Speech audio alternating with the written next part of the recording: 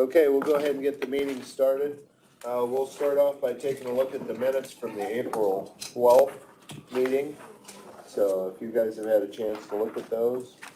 I have, I'll make a motion. Second. Okay, moved and seconded to approve the minutes as presented. Motion carries. Okay. All right, Tony, would you like to start off? Yep, can do that. First thing that I have down, I handed out and put in front of you guys the monthly Clerk of Courts report. Yeah, I handed that out to each other.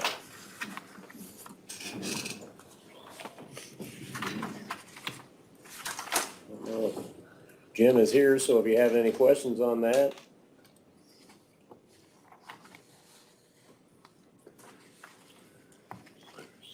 Jim, do you have anything to point out on there? Everything balanced out good. Okay. All right.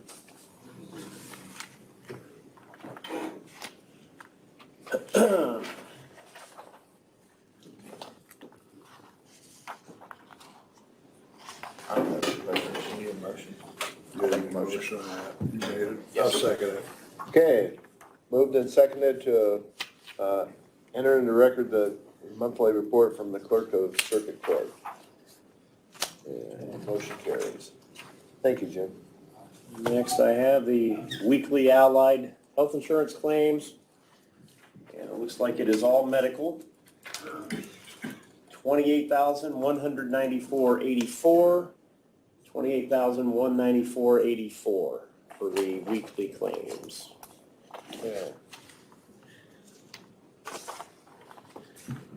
Ed, do you remember off the top of your head about what we had in reserve? Not counting everything in the fund, Mhm. 3.84 Okay. million, 3.84. Just for their knowledge.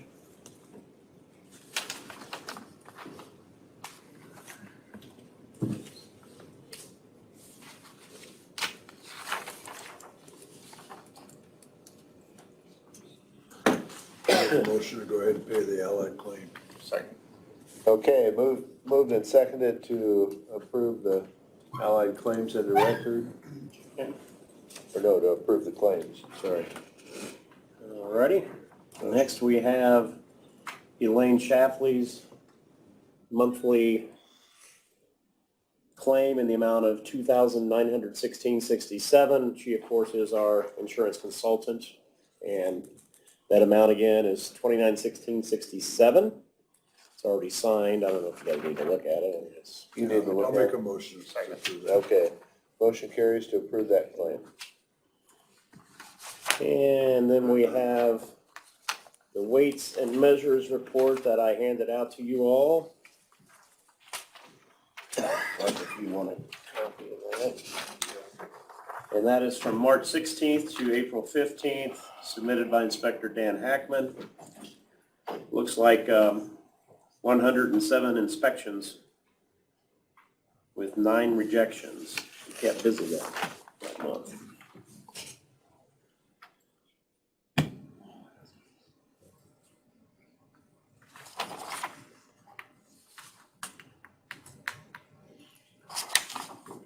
You know, Stan, If you guys Stan, ever we want to, talked about having Dan come in from time to time. just let me know when you Maybe wanted we to oughta. come. You wanted to come next month? Yeah, I think it'd be a good idea. Okay.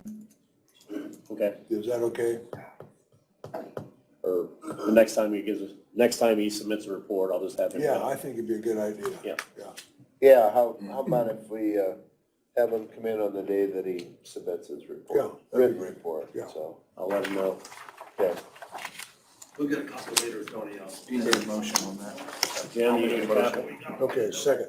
Okay, motion carries to accept the weights and measures monthly report.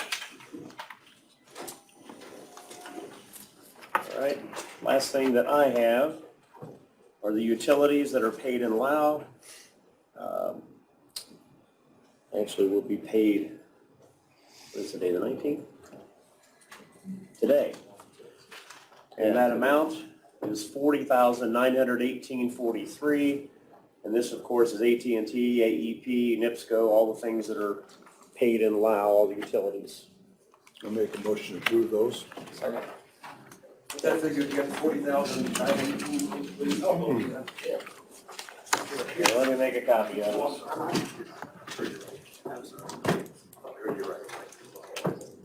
All right, motion carried.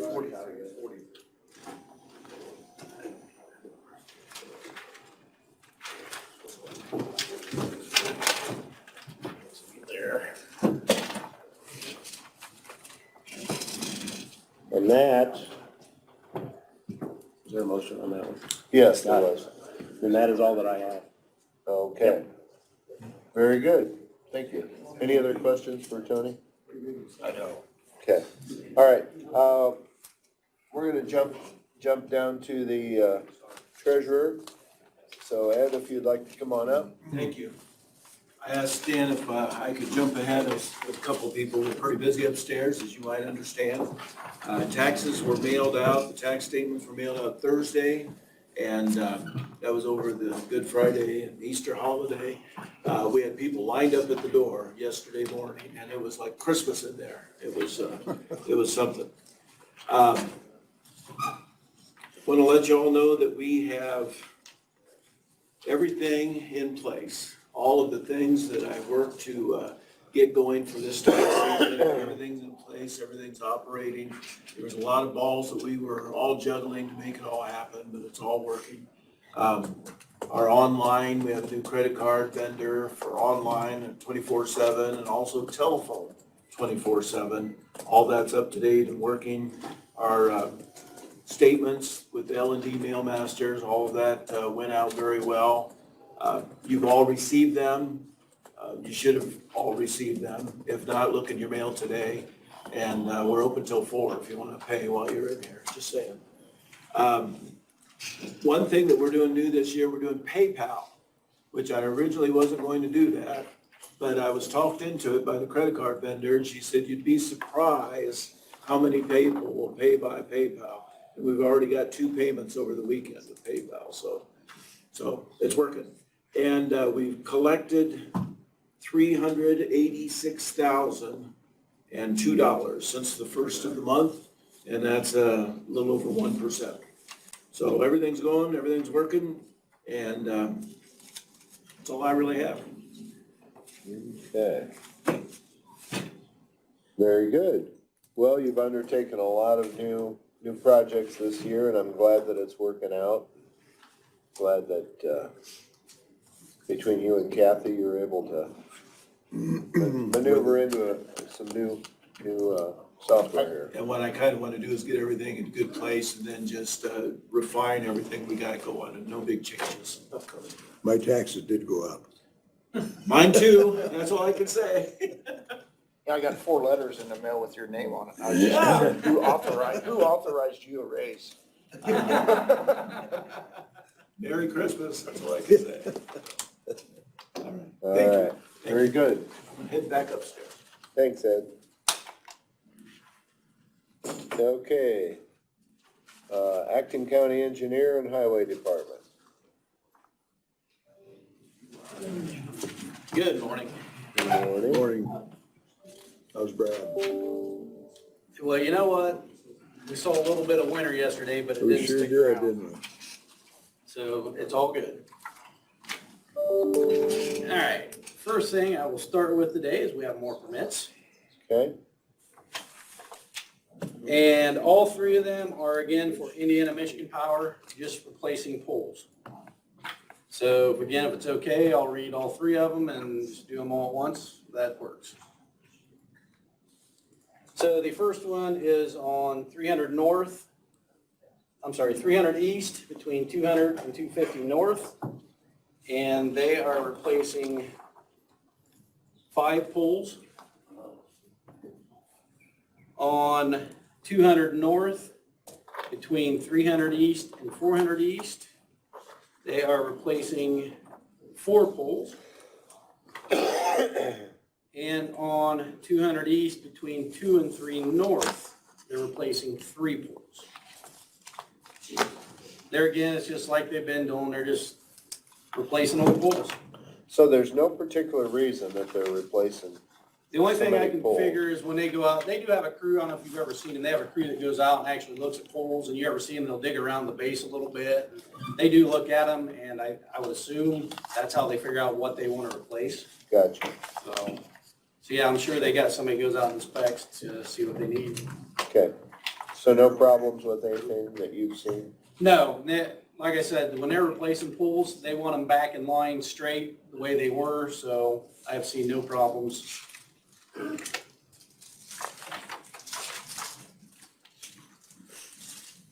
Okay, is that all the That's permits? it, that was all. Motion, accept the Okay, motion carries to approve the permits as presented. If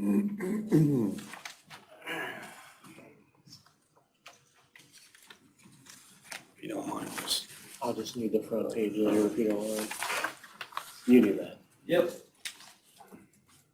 While those are going around, we got our monthly draw. So I'll hand these out while those are getting signed.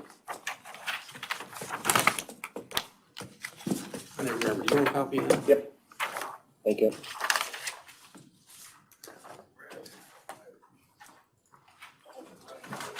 Thanks, sir.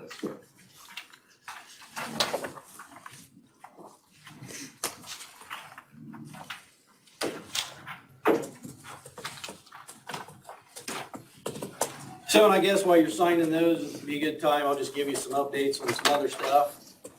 As a reminder, we're accepting dust control applications right now until May 13th, and we're also selling buggy plates until May 13th. Just as a reminder, so get that out. And then last Tuesday evening, I went down to the South Adams School Board meeting to talk to them about the 700 South project. And they gave us the okay to go ahead and start the process of acquiring the right-of-way on the north side that we haven't gotten from them yet.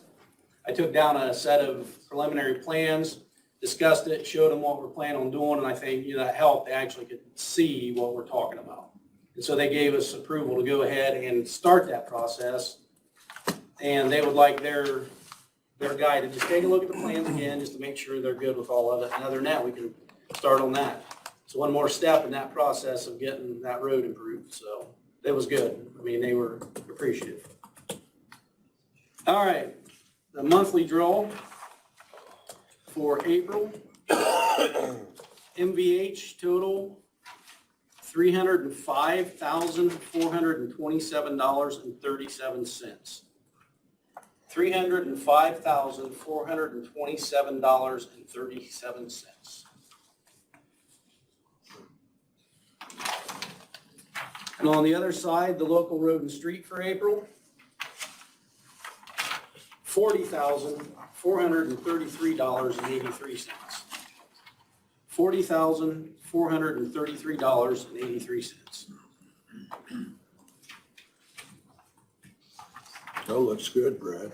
Does. Yeah, there again, it's just interesting to me. The MVH, we had a really good draw on it. The LRS, it was a good draw too, but it's lower than last month, where the MVH is higher, so. Yeah, however that figure is, if they split all that out, but yeah, it's good. That means people are driving and buying fuel, so. I think I've told you guys before, even though the price of fuel goes up and we don't get any more, I think I've told you that before, so.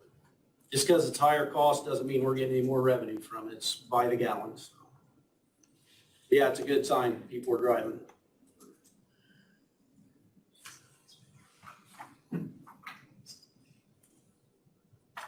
I'll go ahead and make a motion to approve the report.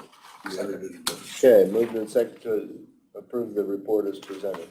Do they assess electric cars? Per mile? We might have touched on that a little bit. Right now, no, Indiana, there's 5 states in the whole nation that actually have some kind of program to assess them or, to get a charge since they're not buying fuel. And Indiana's working on it. So I'm not sure if there's a yearly fee on electric vehicles right now or how that works in Indiana. But yeah, they're all looking at it. They're all trying to get it figured out. there is not one set program. The 5 states that are doing it have different ways of doing it. So yeah, they're looking into it though, because they know. Well, it's and gonna as be of an this issue. point, it's not a significant issue. Not yet, no. But yeah, when we go all electric, it's gonna be, yeah, something needs to be done. I guess I'm not convinced that's ever gonna happen. Just a comment, opinion, I don't ever see us having all electric dump trucks and backhoes and payloaders. I just don't see it, so. Yeah. Anyhow, yeah. All right, the next thing I have, the next and last thing. Down at the highway garage, the mechanics have a laptop they use. They hook it up to the trucks and they can see when there's a engine light that comes on, they can read those codes, so they have an idea what the code is. And just do a diagnostics on basically any of the vehicles. And, you know, even with the newer stuff, like our brand new payloader and that stuff, I told you a little bit about that. That actually goes direct to John Deere and then back to us. But all the other stuff, the guys can hook up their laptop to it. Well, that laptop was purchased in 2015 and it's having some issues. And so I went to the IT committee, and in that discussion, Paul and myself and Tim, our head mechanic, have virtual machines. So it's just a little box. It's actually, there's no desktop there. And it's something that Mike said they're wanting to get away from. And he said, if you're gonna take the time now and get a new laptop, now would be the time to update the other stuff. And he said, the price of everything is going up just like anything else. And he said, actually, the lead times are getting longer too.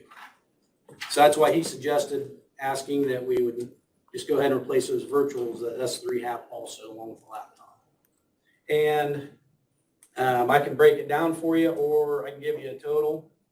For the 3, to replace the 3 virtuals and the laptop, it's going to be $5,407.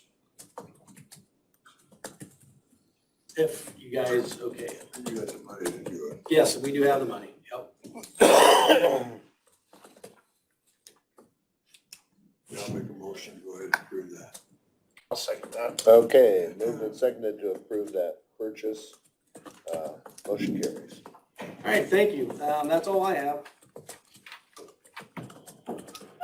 Okay. Hey Brad, just one thing, that road, somewhere in South County, that's 2700 west, right? 150 west. 150 Yep. west, okay, I just keep getting straight. Yep. So you're gonna have Mike order those right away, right?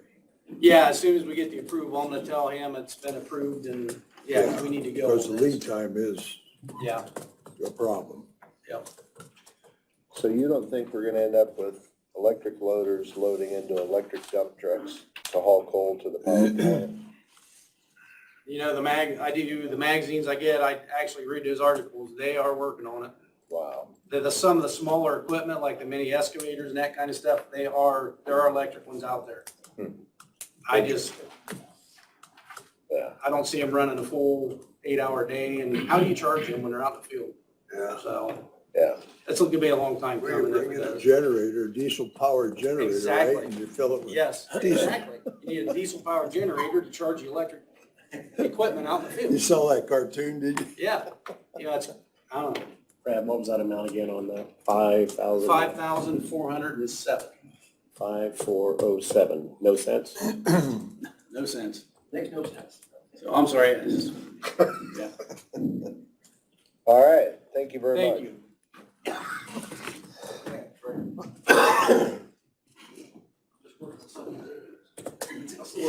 Okay, Rick, if you'd like to come up for building maintenance?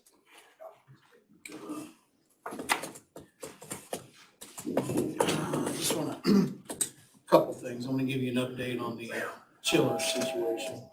Course Facilities is who we hired to promote this out there to the contractors. They were in last week. It was kind of an open house type deal where a few contractors came in to actually look at what we have here and what they would be bidding on. That's how he explained it to me. So I don't know how many really contractors came. There might have been 3 or 4 of them that came here and got up on the roof and looked at the chillers, just so they could get a visual of it. And that was last week. Moving on, last week I presented a proposal to you for the power room. Conversing with Mark here. I guess really I'm kind of seeking maybe approval upon Mark getting some verbiage change on that contract. Yeah, no, we just need to have a actual written agreement, and I've got a contract for him that we'll need to have him sign. So, I mean, if you've approved the work and he was the low bidder or low proposal overall, we can proceed. I think you approved that last week, but I would just note today that it's subject to his execution of a contract that spells out, payment, draw, schedule, insurance, et cetera. So I'll prepare that and get it to you, Rick. Okay, thoughts on that? No, we're ready to go, Yeah. right? Motion on that? Yep. I'll make the motion. Second. Okay, moved and seconded to accept the proposal as presented, with the intention of him executing a contract, to Mark's Yeah, approval. contract acceptable to the county. So. Yeah, okay. Very good, motion carries. Thanks for your work on that. I know that was a lot to put that together and also core facilities too, to get this thing moving on the chillers, so. What's our deadline? You remember that, Stan? What our deadline is to get the quotes in? For the chillers? That I don't. Next Tuesday, open bids next Tuesday. Next Tuesday, Next Tuesday? that's the deadline. So, Okay. Okay, I believe that's the 26th. I think it is. Okay. Yeah, thanks a lot, Rick. okay, Appreciate it. very good.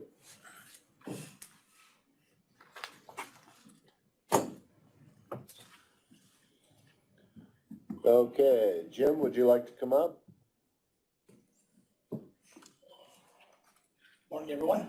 Morning. I've got Steve Shama with me. He's the general manager of Microvote, which is the county's election vendor, election equipment. We got two things today. I share with Mark, there is an annual maintenance agreement the commissioners sign every year. And I think he looked over just a one-page document there that we need to sign today. And then the second thing is we got some good news for Adams County. For the first time ever on election day, every voting machine is going to have a VVPAT machine that's going to be connected to it, which is the voter verifiable paper audit trail, which is that black device sitting over there with that window on it. And in 2020, we just had like 20 of these machines, a portion of them. And so we just use a couple in each vote center the last time we had an election. But a couple months ago, the county was able to obtain 55 more of the VVPATs, and we got them for free. The county saved about $100,000 for free. And so we're going to be using all of these. So for all of our elections moving forward, starting May 3rd, we have a vote's going to be recorded twice. It's going to be on the voting machine. It's like a computer. And then it's going to be a paper.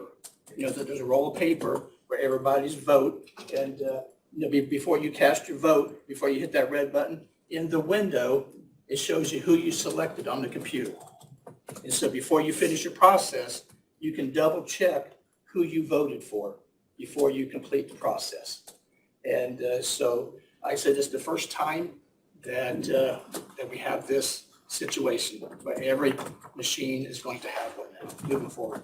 I got Steve, he's going to talk about a little bit here about the new law that was just passed for the state of Indiana. Go ahead. I'll hit it real quick. Yeah, so this past session, House Bill 116 passed. It changed numbers and went through the Senate. But what it did is it required by 2024 general election that every voting machine of any variety has a paper trail attached to it in some form at the back of the election.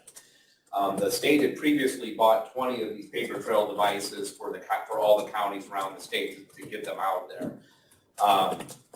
The bill that just passed supposedly has some funding associated with it, but we've yet to see it.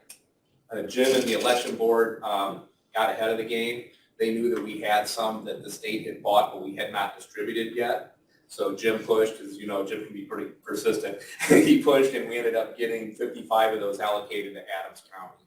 And we only had enough to go around to two other counties, and we put Adams up front because they were enthused about getting this out there in front of everybody. Now, as Jim mentioned, it's a very basic concept. You vote your voting machine. The last step is it's going to print on the paper the choices that you made. What this gives us on the back end is if the state orders us a ballot comparison audit, we'll be able to go in and confirm that anyone's electronic ballot, not tied to a voter, just a electronic ballot, we can draw up the paper ballot and prove that the electronic voting machine that passed the totals forward had a ballot backup that is visible by the human eye and accountable in that manner. It's the highest level of auditability you can have in the system, so it works out great. The next step is if the state moves forward with funding these for the rest of the counties, we'll wait and see, but then the next angle would be to get away from this makeshift situation we have right here with the old booth with the VVPAT sitting behind it. It's kind of rickety right now, but that was kind of a stage towards it. Ultimately, the state will be sending you these booths at no cost to the county. What this does is it takes those two devices and contains them into one and gives a better viewing situation for the paper audit trail, and it's just more sensible. In the last few years, this county is the only county that ever asked me to come and talk to the commissioners and try to start thinking a year or two ahead, which is awesome because you can see the space on this is a lot different than what we have currently in your storage situation. So we have to start thinking maybe a year or two ahead to have 75 of these in a room for storage, plus space to be able to operate around them. And each one takes 2 square feet if you don't shelve it. So we're looking at almost a room of 500 square feet that we might need if we don't have some sort of a shelving scenario to allow for more space. We don't have that right now in this county. We have that smaller black box tucked away in the boiler room up on top of file cabinets, and then we have the important stuff, the programmable stuff, under lock and key in that other room basement. So I want to start visualizing a year or two down the road, how are we going to manage the implementation of this? But for the most part, props to the county for getting ahead of the game on this because it is mandated. They fledged on the mandate for this year. All other counties are only required to put in one of those for every 10% of the voting machines that you have, which would have been 7 into play. Jim did that last election. So he had those in play for the early voting scenario. So we're 1 election ahead of everybody right now in this county, which is nice. And we're going to lead two elections ahead with this one we put that into play. So really, that's all I've got. Unless there's any questions about it, it's keep an eye on the funding this summer. They're supposed to start moving towards the budgeting that would put these in place. But then you should be good through the 2024 cycle with no additional cost tied to the voting system. Unless you choose it. So where do we keep those at? We have 2 different rooms. Have you ever been to our election room? Go down the basement there? I don't know, I've been down in the basement and back in the, but That's where we keep our voting machines, our e-poll books, and then these black cases that go into that carry the voting machines, all that's in the election room. With the VVPATs, we have 20 in the election room, and then we have 55 we had to put into another storage room because the election room was too small to store everything. So we have them sitting on file cabinets and the clerk's office rooms down there with filing cabinets. So you did actually have room for 55 more of those? Yes. Because it's pretty packed down there. Yes. Yep. Yeah, say you had rooms kind of they're across the file cabinets in that big boiler room 3 high. Yeah. Across both runs. Wow. It's not by, it's for Jim and I, it's okay, but when we start getting Cass and the others in there, pulling equipment off of that, it gets a little dangerous pulling that stuff off the top. So how long are we required to keep the paper? 24 months from any election. Okay. 24 months, and then it can be destroyed. They have a kind of a rotating destruction cycle that goes in. They mark all their materials and then bump it out. So not too much additional space for that. So will there be additional annual maintenance on these? Right now, there's not, because for your county in particular, this is, a lot of our counties, we're in 58 counties in the state. I would say probably the majority of them pay us to do that sort of work. your county saves, gosh, probably $70,000 a year by doing the work yourselves. So right now, there's not. They program their own voting machines. We charge $60 a machine to program it. You guys are doing it under the clerk's office, at the cost of whatever you're paying the clerk's office. So, yeah, you guys are running about at premium right now in terms of the lowest operating cost for the election, and definitely equipment-wise, you came in way under the radar. So, Excellent. good healthy environment up here. Yeah, excellent. It's good to hear. Well, and obviously, security and auditability are pretty important to us. Yeah. Here. Yeah, I think that's why it's been pushed out here pretty heavy. And hopefully the state will pick you to do one of the audits. They're rotating about 6 counties a year after a general election to do an audit. And that's when you can really show it off. That's when you can really build the confidence. Even the naysayers can come and witness the audit and go, all right, I see how it's thinking. We've got 2 separate records that we can compare and contrast and get the same ultimate result that we expected to get. How many other states are doing this? With this particular equipment, Indiana and Tennessee, and then the one other state does something similar, but not quite. And then states and counties that use just like single pieces of paper ballot, that's the majority. The problem with that is the auditability isn't there. You would think it's there because it's a piece of paper that you're looking at, but you can only compare it to itself. You can only compare it to itself and then the expected results, where with this, you're able to compare the paper with an electronic ballot. You have 2 sources of information to compare. You pull them together, you get the results. And so you go from like a 85% certainty with a paper ballot audit to 100% certainty with this ballot comparison audit. It's pretty slick. The federal government flew in last, was a year and a half, but we did the first one in history of the country down in Bartholomew County. And that's why I'm kind of excited to think that now that if you are countywide, that we could probably push you to the front of the state's audit list and see if we could get that done prior to the general election in 2024. So during an audit, this would pretty much positively eliminate or reveal any tampering that had been done electronically. 100%, yeah, and also they just also passed legislation that it can go beyond the audit, that the paper trail itself can be part of a recount. That was a piece that was missing, and so last session, the state allowed that. So if a recount team wants to go one step further than the current administration, they can do that. Yeah. Very good. It's good, yeah, it's really good. So what do we need today to approve the maintenance agreement? Mark's got Yeah, this agreement's actually for 4 years.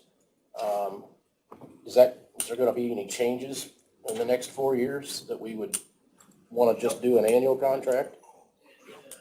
well, the dollar amount is guaranteed for a couple of years, that 13,000. Yeah, it's 13,000 per year, but it's for the next 4 years, so that 13 stays the same for 4 years? Yes, 4 years. You do have the option to do 1 year after. Over the last decade, a lot of counties started requesting a longer cycle. I think the 4-year cycle was requested prior to Jim. That can always go back in any direction whatsoever, but that does lock it in. I don't foresee an increase in that, but I also don't call that final shot, so. Almost exactly 13,000. Yeah, and that's paid for out of your election fund, so the money's there. Yeah, it's in the budget. That's up to you, guys. I read it as 13,000 per year for 4 years, so that's, to me, that's locked in at that rate. Yeah. It's up to the commissioners. So you're recommending it? That's fine. I mean, how long, I don't, unless you anticipate changing your vendor. My 2 cents worth on it is that the cost that we see increasing on our end is the cost of the federal testing labs. And that's what that money goes towards, is maintaining federal and state certifications. So, gun to head, I would probably look at a longer term lock-in. Yeah, this is fine. That's fine. Hey Steve, could we get a card, your business card that you listed? Yeah, I read that. We know where you're from, we are. Thank you. Those cards are helpful. You didn't want all. So we'll have Stan, we'll just have Stan, need a motion to approve this contract then. Yeah, we just need one signature, and maybe Tony can attest. Did you make it? No, go ahead. I'll make the motion. Okay, and we'll have Stan sign it here and we'll get copies.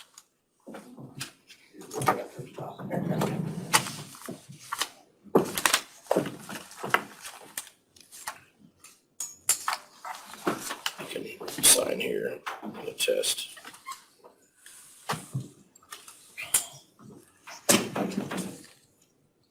There. Hey, Steve, where's Microvolt, where's it based? Indianapolis, It is, right, Yeah. okay. manufacturers in Indianapolis also. Made there, I didn't know. And how many counties do you guys service? 58 on voting system and then 89 on. Micro vote service agreement for 13,000 for 4 years. Need a motion in a second. All right, motion carried. Oh, geez, well, somebody will, yeah, that's, Dean, filling one does that thing. Thanks, Jim, for doing That's that. all my. Thank you, Jim. I said, thank you for doing that. Everything worked out, we saved about $100,000 to get this stuff for free. So we're number one in the state anyway, right? Yeah, yeah. So not only alphabetically, but in That's right, being right. prepared, right? Unless I missed it, look, I didn't see it. Yeah, I wrote a long, about 40 paragraphs, working on language. Yep. I think we got everything taken care of. Okay, All right, thank you. thank you, Jim. Failing that one. Failing. Okay. Looks like next on the agenda is Plan Commission setback footage requirements. So it looks like we might have some people here to speak to that. So, yes, no? So yeah, if you'd like to speak to that issue, you're welcome to come up and speak to it. Yeah, okay, am I okay? Steve? Yeah, sure, yeah. Yeah, just kind of for everybody's benefit, I think we about all know who you are, but you might want No, maybe not. That could be good, that could be bad. Doug Bauman, former commissioner, among other things, retired educator, asked Kim volunteered to come in too, so Kim, feel free to chip in wherever you want. Eric, it's good to see you back. You know, and Ed and Jimmy, good friend, covering for the people of the county, that's great. Do you care if I just introduce the subject real quick, because there may be some people. Well, I'd love to go through it. Oh, okay, good, Okay, all right. I wanted to give a little bit of a history of the 3,000-foot setback. When Rex was commissioner, with Kim and I, the Plan Commission, I was the commissioner at Settle and Plan Commission. The Plan Commission board, whom basically makes referrals to the commissioners for the final stamp, began to become very concerned about, number one, intensive livestock operations in relation to the safety of students in schools and the problems we were having with some producers who weren't doing things right. And is Jessica Bartol here? No. Okay, Jessica could verify very much how much the health department got involved with some of the issues.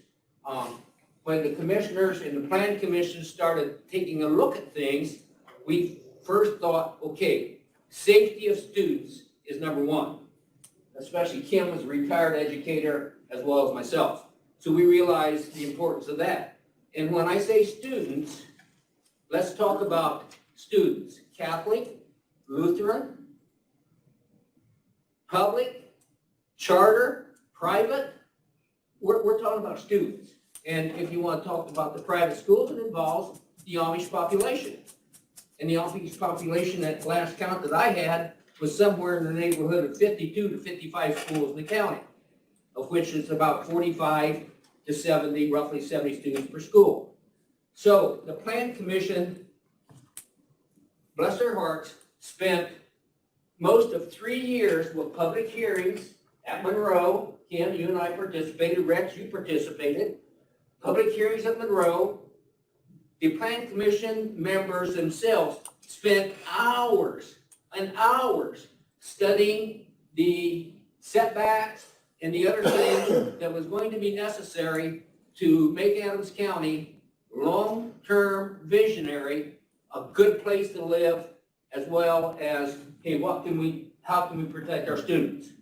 So as a result of that, the Plan Commission made a recommendation to Rex, Kim, and I for a 3,000-foot setback, which we adopted. Probably, Kim, 3 years ago, maybe? And as a result of that, it helped with the intensified livestock operations as well as the school situation. Because as you well know, if anyone went to South Adams, Adams Central, North Adams School Board and said, hey, I want to build an intensive livestock 800 feet, 1,000 feet from your football field.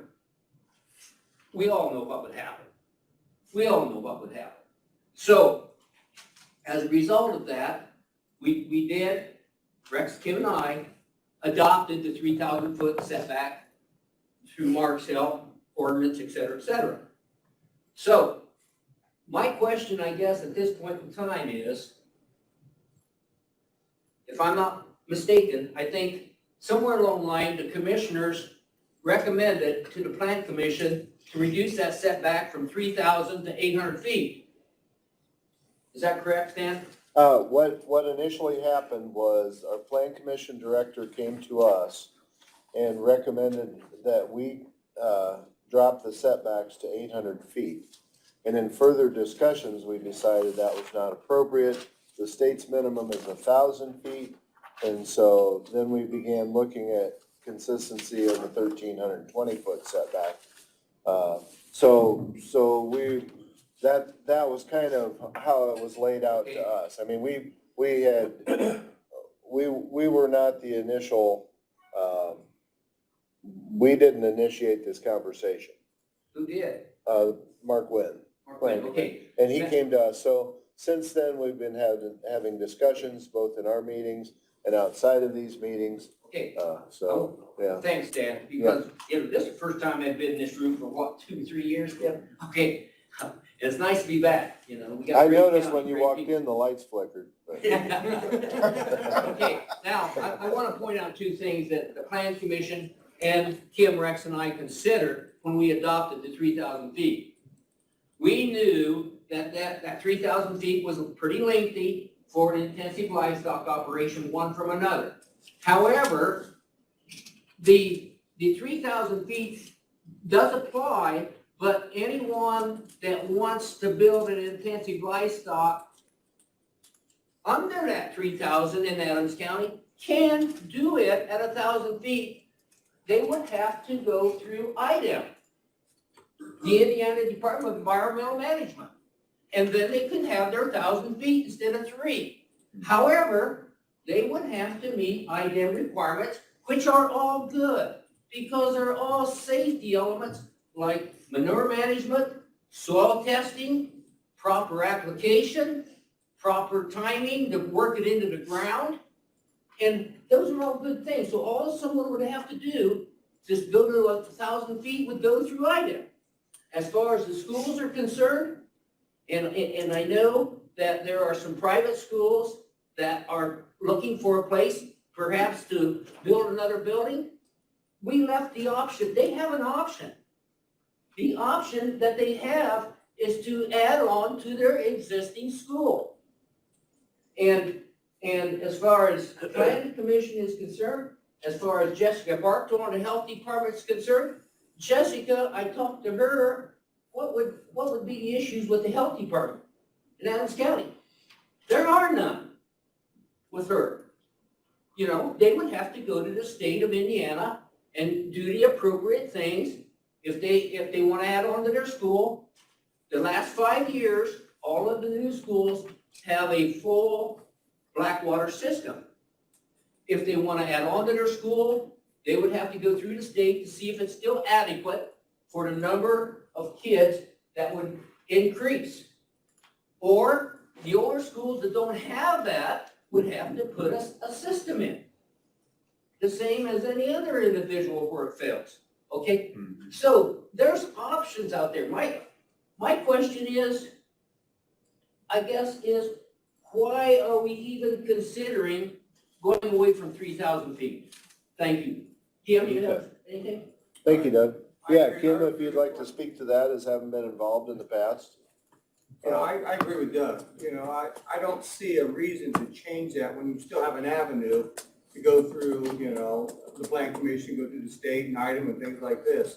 I guess I just want to make sure that there isn't one group or organization trying to railroad this thing through.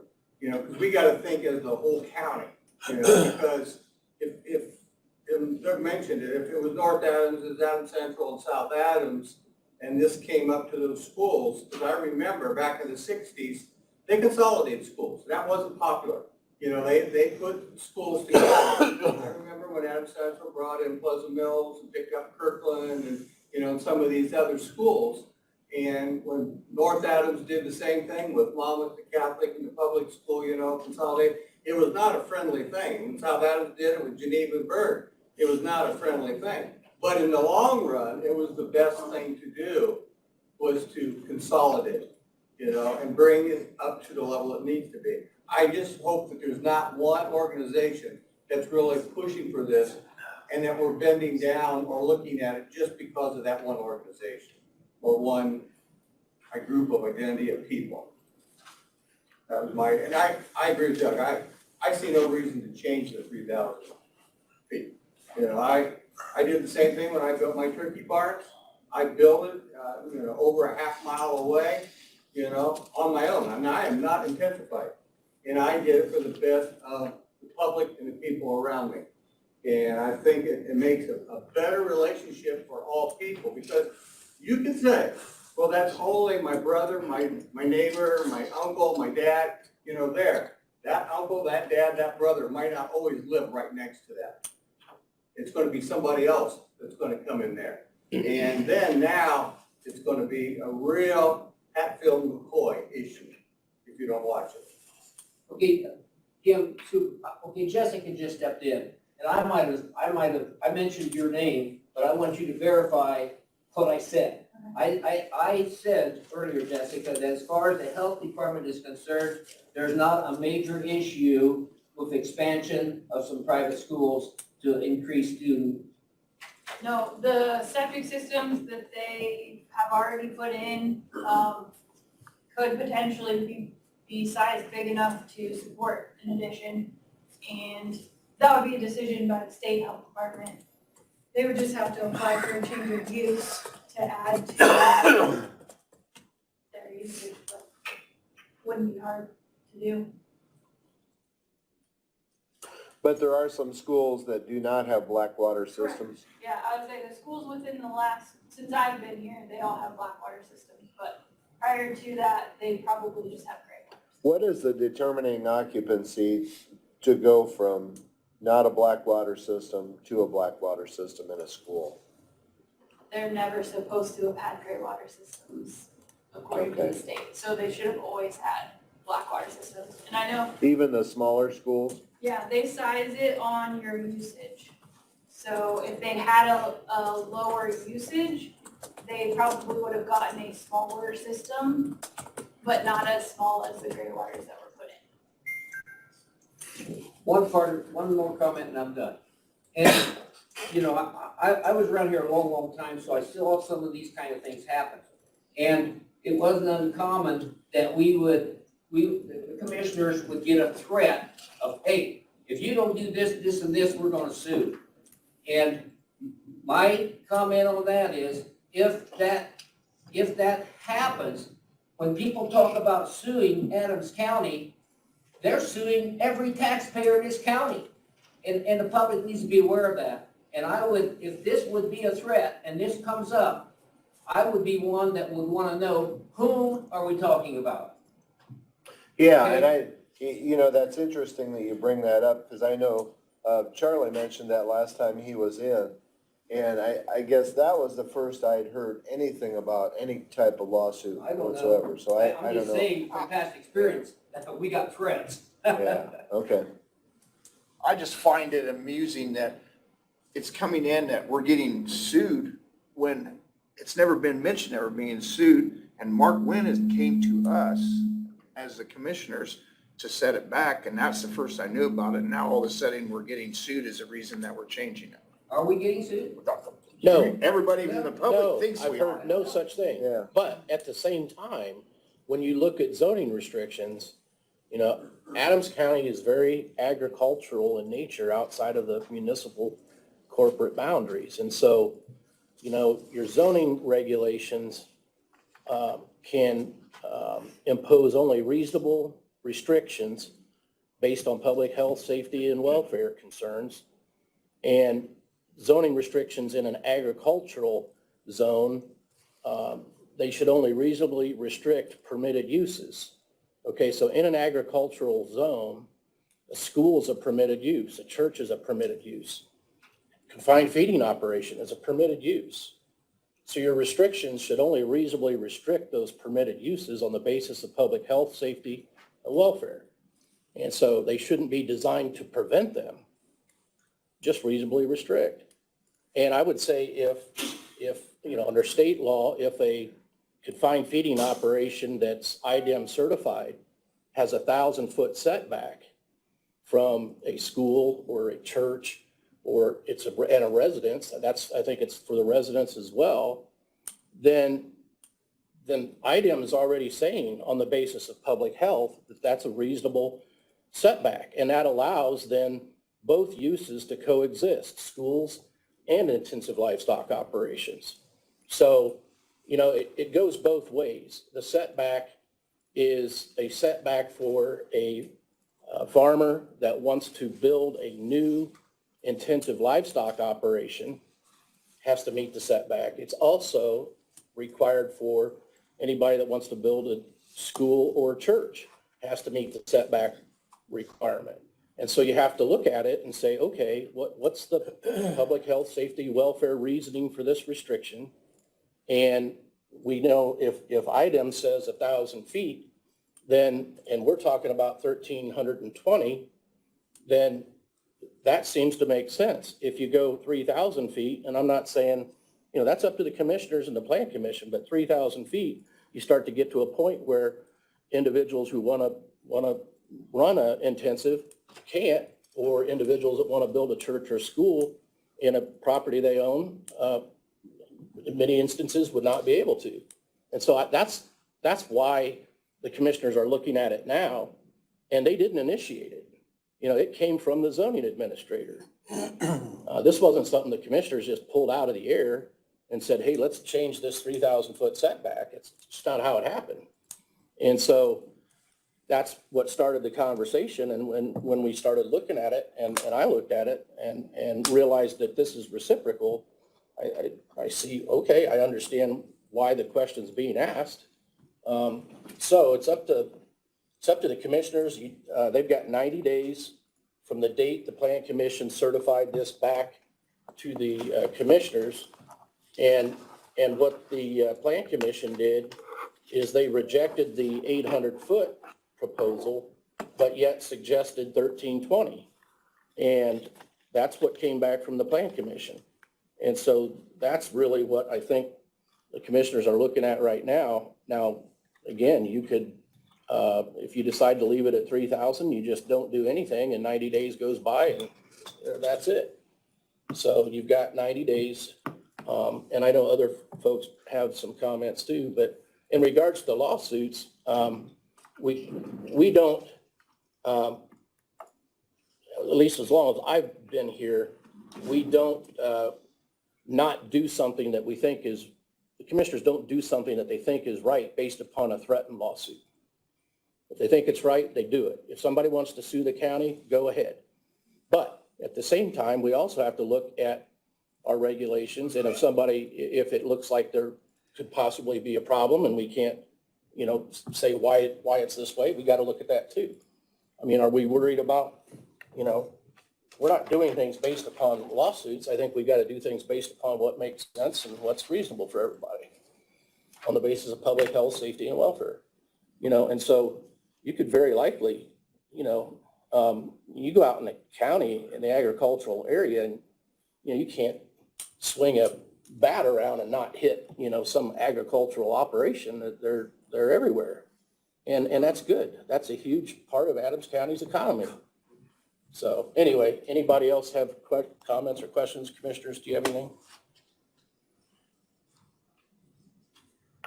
Anything else from the public? This would be your time to comment on this issue. Jean? Just have a question.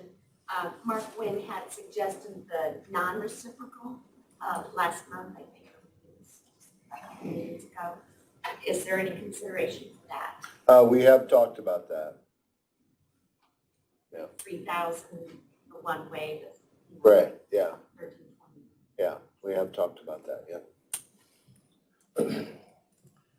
Yeah, and I think the way that, that once the question comes up and you take a look at it, I think you have to ask, does the current regulation, reasonably protect public buildings, schools, and churches?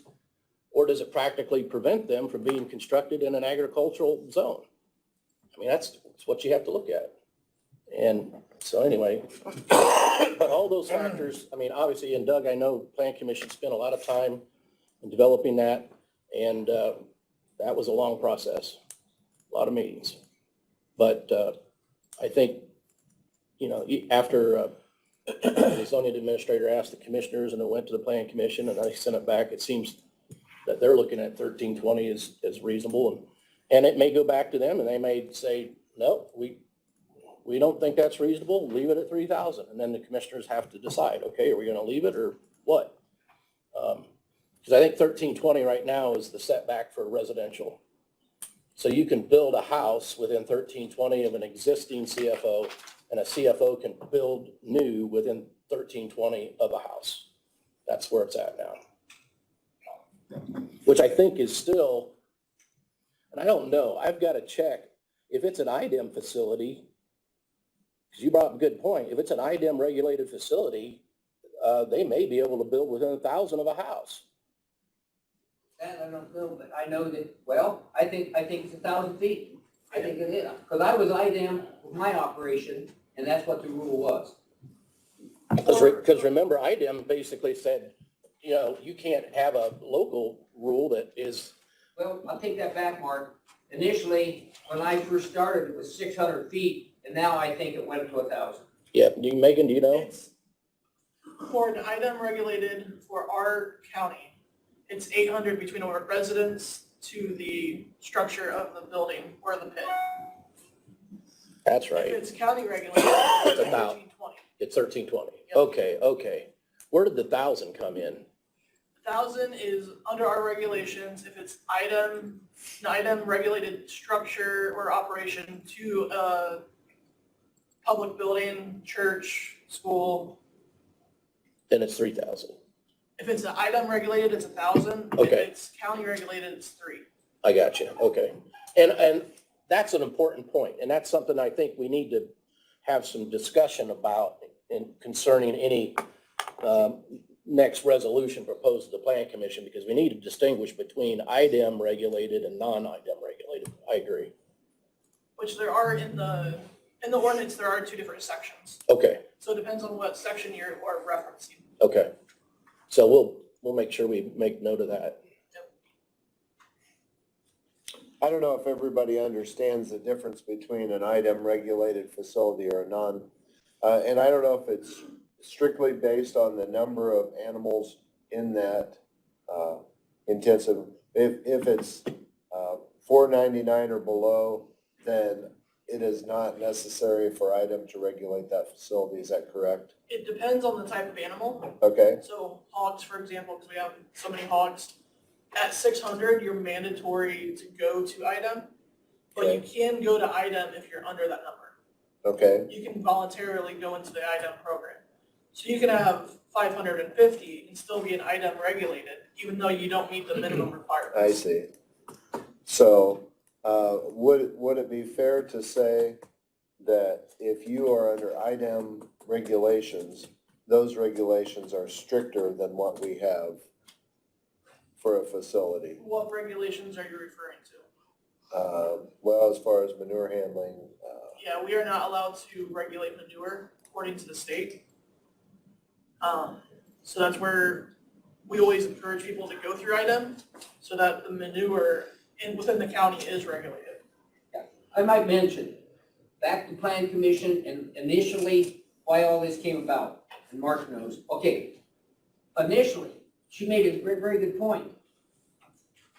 Basically, the facilities that the Plan Commission was having some major issues were under 500. We had no issues with IDEM people. It was there was 500 or less because we had no power to regulate the distribution and correct method of disposing of manure. So you understand where the Plan Commission was coming from. I mean, if you don't have any control of that, that's spelled one big word, trouble. right, because if you had an operation that say had 490 hogs on it, and was not under IDEM regulation, then we were not going to manage the manure and regulate that. So there was more potential for open lagoons, spreading manure at will. I mean, we've had people empty their pits into a creek in the middle of a rain. And items, and DNR has had to fight people for. Yeah, I think that's a good point. We need to take the IDEM regulation aspect of it into consideration. Yeah, so, Because I think obviously you want to encourage that. yeah. And the problems we were having, it wasn't with people like Kim, it wasn't with our IDEM intensified, it was the 500 and less. That's where the problem was. I think we need to have further discussion on this thing. Because I'm not ready to. No. Okay, well, it sounds like we're not ready to make a decision today, so. But I do appreciate the input, I appreciate Doug and Kim coming back to put a little additional perspective on this. And so we will continue to have the discussion with everyone involved, so. Thank you. Yes. Hey, Mark, when's the 90-day period run out?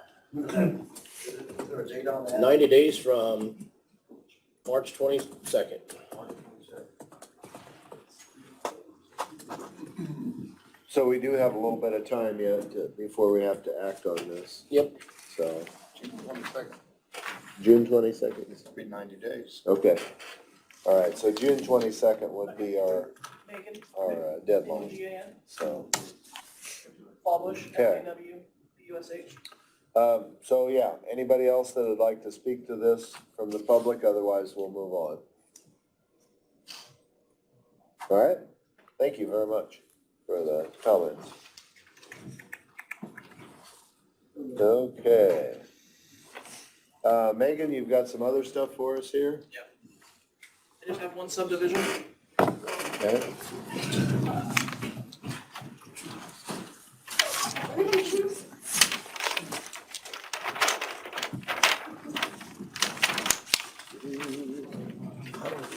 Gladys Eileen Flowers subdivision. Water system. That's a complete different issue. It doesn't come And all they're taking is they're pulling the buildings out of the farmland and then creating a third lot for future possible development. So you got the farm ground, possible development later on, and the buildings. Yep. Can you believe that, a whole subdivision just for flowers? That's a flower place? Well, her last name's Flowers, now I catch that. That was what I was gonna say. Now I catch it, I didn't know what you're talking about. Take Stan with a grain of salt. I was wondering if you were paying attention to that. Yeah, it looks like it meets all the criteria everybody else has cited, so I'll make a motion. Second. What road is that on? Southwest corner of 2 West and 4 South. So is there public sewer going past there? I don't know. Half hour water then. Is that a one lot or two lot? It's 3 lots. Three lots. Go to the restroom and fill up my water bottle. No, Oh, you have it? 25. I'm letting him be. Are you? Yes. 25, and 3.3. Yep. The other one is 5. 5 even, 5, Yep. 5, okay. 5. That's it, okay. And if you need to know, I'm the assistant manager. Oh, that's it, okay. All right. Hey, thanks, I appreciate it. Thank you. I was gonna say, there's the man in charge and the woman that knows what's going on. That's right. Will he be here Thursday? He's out. And next? Possible next week. Okay, we had a motion and a second on that. Yes.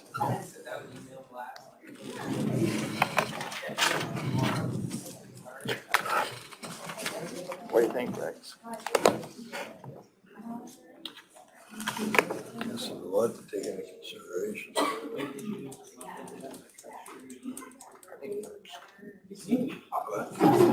Okay, Wes, if you'd like to come up? Okay, I was just kind of looking around, seeing this copy of the agenda, because I had no idea where you were at. Yeah. Come on up. Gene Martin and I are here on behalf of the Decatur Ministerial Association to request your permission again. I'm wearing a different hat today, so to request your permission to use the southwest corner of the courthouse, the Peace Monument area, for the National Day of Prayer service. National Day of Prayer is a national event, and we do that locally through the Ministerial Association. It is on May the 5th, Thursday, May the 5th. It's always the first Thursday of May. That's Thursday, May the 5th. And we would like to use that area from the actual prayer service would be from noon to 1, and we would require a little bit before and a little bit after for setup and tear down. So we don't really need anything other than your permission. There's an outside electrical that we can access. So really, we don't need anything else from the county or the commissioners other than just your permission and allowing us to use it. We will invite all public officials. We're praying for public officials, education. I didn't bring that list, Gene. Yeah, there's seven categories in the National Day of Prayer outline of groups. There will be individuals praying for the military, and that will be done by various people in the community. It won't be necessarily the ministers doing that. It will be individuals. I think, is that list official? No, they're not quite official. Okay, yeah, okay. But we're trying to get people. I saw a list yesterday of people that they were asking to do those, but I didn't know if they'd actually been approached and agreed, so I won't mention any names at this point. But yeah. I think that's excellent, so. I don't know, as far as the schedule, I mean, I wouldn't think that. Are you saying we should be? Is there anything that we have Thanks, Jim. to put on the schedule or? Yeah, usually you permit, you can approve the date, time, and, limit it to an hour, 2 hours, whatever. Yeah. Probably about 2 hours total with, a half hour So on one say side from to set up. 11 to 2? Yeah, that'd be great. Okay. I'll make a motion to go ahead and accept that. Okay, moved and seconded, so to approve that use. Hey, thank you very much. No, thank you for doing that. This is your informal invitation to be there. We'll try to get some more formal invitations out to you between now What's and the then. times again? It will be noon to 1 as the service. And it's at the Peace Monument, across from, behind the courthouse and across from the post office. Okay, Right. Thank you, gentlemen. yeah, you're very Thank welcome. you. Steve gets on the list. All right. Do you remember this gift? I'm gonna jump over Jess and Nate here and go to Craig. Chris? Chris, Chris. I don't know why, That's all right. I get that. I get that all the time. No, I do your Chris, but it says Craig on here, so, Uh-oh. yeah. I'll have to blame Angie on that then. It'll be Angie's fault. That's what it says on the minutes. Yeah. That's okay. Well, Chris, you can make that So correction. don't Well, for the think I'm record, old and demented. Yeah, I'm Chris Crawl with the Decatur Parks Department. Yeah. About, I don't know, we look back on our records, so I don't have an exact date, but my approximate guess is about 15 years ago, Steve Lytle came to us and wanted to know if he could occupy one space in the gymnasium and create a court for this crazy game called pickleball. So, at the time had no idea, but we said yes. And so all these years later, that gym right now is occupied Monday through Friday from about 8 to noon, a couple hours on Saturday, and even Sunday in the afternoons full of pickleball people. I know they have a court out at the Merit Center now for it, and we've even created 3 courts inside Riverside Center for Tuesday and Thursday evenings out there. So Steve Lytle passed away of August of 2020 of last year. So a handful of pickleball people came up to me and they would like to design and purchase a little memorial plaque and mount that in the gymnasium on that brick wall in honor of Steve. Now, I don't have any details on what they want to say or what's going to go on that plaque because I just said, hey, let me come to you all first. Now, I did mention this to the Adams County Park Board the last meeting, and they said that was okay. But ultimately, since it's your building, I wanted to come and ask you to get your permission, answer any questions to see if I could move forward with getting roughly about a 6x9 plaque, have it made, and then mounted on that gym wall in honor of Steve for getting pickleball created. Steve Lytle, L-Y-T-L-E. Thanks.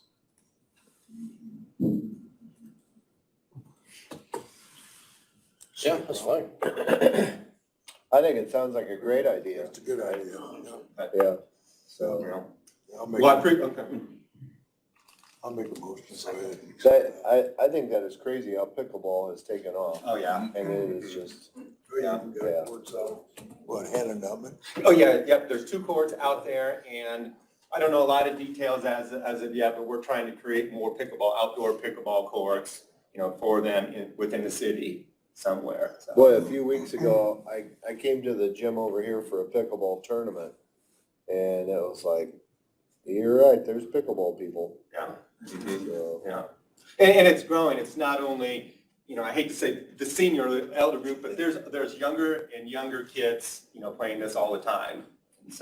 And in fact, the out at Riverside Center, the first hour is dedicated for more lessons and things like that for people who want to learn how to play pickleball for the first time. It's probably going to be put into the Olympics, right? Imagine it won't be too terribly long, correct? Yeah. the pickleball Olympics, yeah. Oh, they. All right, Okay. well, very good, yeah. All right. Well, hey. Appreciate you doing that. All right, well, thank you, appreciate that. Thank you. Have a great day, everyone. Yeah. It was the older people, all that. I have no idea what it Yeah, sometimes- Post back. Oh, yeah. I never. All right. I never brother. You tell me, Steve, Steve. zoning and burn for the old Dairy 50 Queen. years or so. I think you could cut one. Okay, Jessica, Nate, and Luke, if you'd like to come and speak to us on the trash ordinance. I got somebody that's looking at it, but I told them, don't sign anything until we know exactly how it's zoned. What's that? Yeah, we probably should. Okay. He's looking at putting a veterinary clinic there, so I got to figure out if that would be. Okay. use in that zone, whether it be the constitutional variance first use. All right, morning. Morning. Our new health department attorney, all right. Yes, diving right in. I guess I don't know where things stand with this trash junk accumulation ordinance, but I just wanted to kind of sit down and actually talk in front of you guys about where I think things stand, where we're headed and all that kind of stuff. So, our job as the health department obviously is to deal with and enforce issues related to public health. We have state codes that prohibit, among other things, maintaining conditions that transmit, generate, or promote disease, living in a home that's dangerous or detrimental to life or health because of its condition.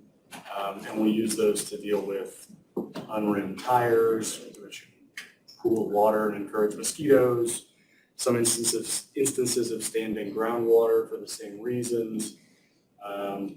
Accumulation of trash to the extent that it generates or brings in rodents and other sorts of disease carriers. I've looked through some trash and junk ordinances from some other counties. I think that they more or less match what I think that you guys want to do with an ordinance of this type. They prohibit accumulations of junk, old furniture and appliances, broken down vehicles, tires, scrap metal, whatever else. Whether it's wise for the county to have an ordinance like that, not for me to decide, and I'm not here to advocate one way or the other for that, but I guess my concern is that I see a lot of those things as not being health department issues. And so what I want to understand today is if some ordinance of that nature is passed, and I did provide some other counties' ordinances to Mark, I think, I'm not sure what's going on with that with any drafting, but I want to make sure I understand where the enforcement burden might lie in something like this, because, we're happy to enforce public health issues, but I don't think we have the resources or the personnel to take on eyesores and smells and nuisances and things of that nature. So that I guess it's more of a, where do we stand on enforcement of this? Is there any sort of plan? Obviously, we don't have an ordinance in place, but. Well, in a little perspective, if I might interrupt. Sure. We have had this discussion for a couple years, partly because we're getting complaints generated from properties that are not kept up, accumulating trash, unlicensed vehicles, unmowed lawns, buildings in disrepair, that we don't have any specific way to deal with. Sure. So I guess those are some of the things that we're looking for a way to deal with, because neighbors don't appreciate it when they keep their place up and the place right next to them is trash. So I know we've been hesitant, or maybe at times a little bit resistant, to actually adopt a trash ordinance. But in discussions with Jess, she said they had good results over in Wells County, without overreach or, it's just kind of a thing that somehow I feel like we need to address. I just don't know the best way. And to me, this seemed like a starting point. Yeah. But you're right, as far as enforcement, I don't know if we have a trash officer that goes around and, And I don't know, I know that at least. Sure. Well, and I see Ian is volunteering. Okay, well, It's volunteering Nate. taken care of, I'm done then. I can say, I live in the county on 200 West, and there's a residence on my road, about less than a mile from where I live, that has been abandoned for probably about 5 years. And at one point in time, that house probably would have sold for close to $200,000, maybe $150,000. Right now, it looks like somebody mowed it in the last week. I don't know who did. Thank you. I'll pay you. The grass gets this high. 2 residences next door have sold in the last year. I can't imagine what those people thought after they bought that place and their places and saw what grass growing up. So if you can do anything, I would commend you for that, because it's just frustrating that if it was in the city would take care of it. And I think there should be county, whether a house is abandoned and that person still owns that, they have that responsibility. I would still take care of my yard. So. Well, and we have been getting more and more complaints from the south end of the county, the north end of the county. It's just all over. So so as far as an ordinance goes, I guess I'd like to hear Mark's thoughts too on what your thoughts are. Well, if it doesn't involve issues of public health, the health department already has state law that permits them to address all matters that pertain to public health. And for handling, trash and junk and just unsightliness and weeds and grass and conditions that are not public health related, then yeah, the commissioners would have to adopt an ordinance And I'll take a look at, and I Who would appreciate, enforce that though? that's the question. Exactly. And so you can't expect the health department to enforce the county's, junk ordinance. Right. Just put that on Dan's shoulders. One of the examples of ones that I provided lists, that the Board of Commissioners in that county designate from time to time an enforcement officer for their rule. Now, I haven't talked to anyone in that county. I have no idea whether they do that by designating someone from the health department, whether they designate the sheriff's department, whether they have some sort of outside person that they designate. Well, if we could find somebody that's already hated by everybody, he would be a good person. Get somebody in the mafia out of there or something. I got one thing here. I guess the question becomes, yes, we have a state code, and we use that now. And I think that is a good direction when it comes to using that. But the issue becomes with the state code is enforcement. I can send letters every day of the week, and I mean, just for instance, the property out where he lives, nobody's lived in that house for years. Well, if I send a letter, and thank goodness that one came through, and I kind of told him, look, I mean, I can start enforcing, I'll hand it over to the attorneys. But once it gets to the attorneys, what kind of enforcement do we have? I mean, fines, penalties, we don't have anything assessed like that. And I don't think there is anything in the state code that says that. You just have to take them to court. I say our rights under the state code essentially are tell them to clean it up, give them a reasonable amount of time, and if they don't, file a lawsuit. That's essentially what we have been given. So that's my question, is how many letters do I send? And if they don't respond, then what? I mean, yes, we can go through the courts, but how much are we gonna be going through the courts to get something that's, I mean, of that situation, drill the yards or, I mean, trash piles? I mean, thank goodness the ones that we have sent out, things have been cleaned up. But, I mean, I got another complaint yesterday. If you go through the court system and you win, what do you get? That's, Do you get ownership of the property, or does the property? It's a slow process because we have that problem in Geneva. And I'm telling you what, there's a lot of buildings and they've been working on them 3-4 years, and it's just a slow process and they keep deteriorating. and that's my concern with it is, well, how fast can we get this done?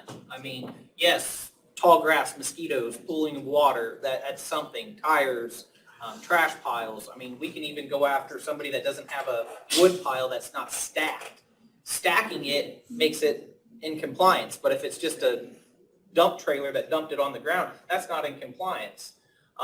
The issue is going to be coming by putting an ordinance together is we're going to be getting phone calls even more than what we are now because, oh, the neighbor's got a pile of stumps sitting there. He needs to get those cleaned up.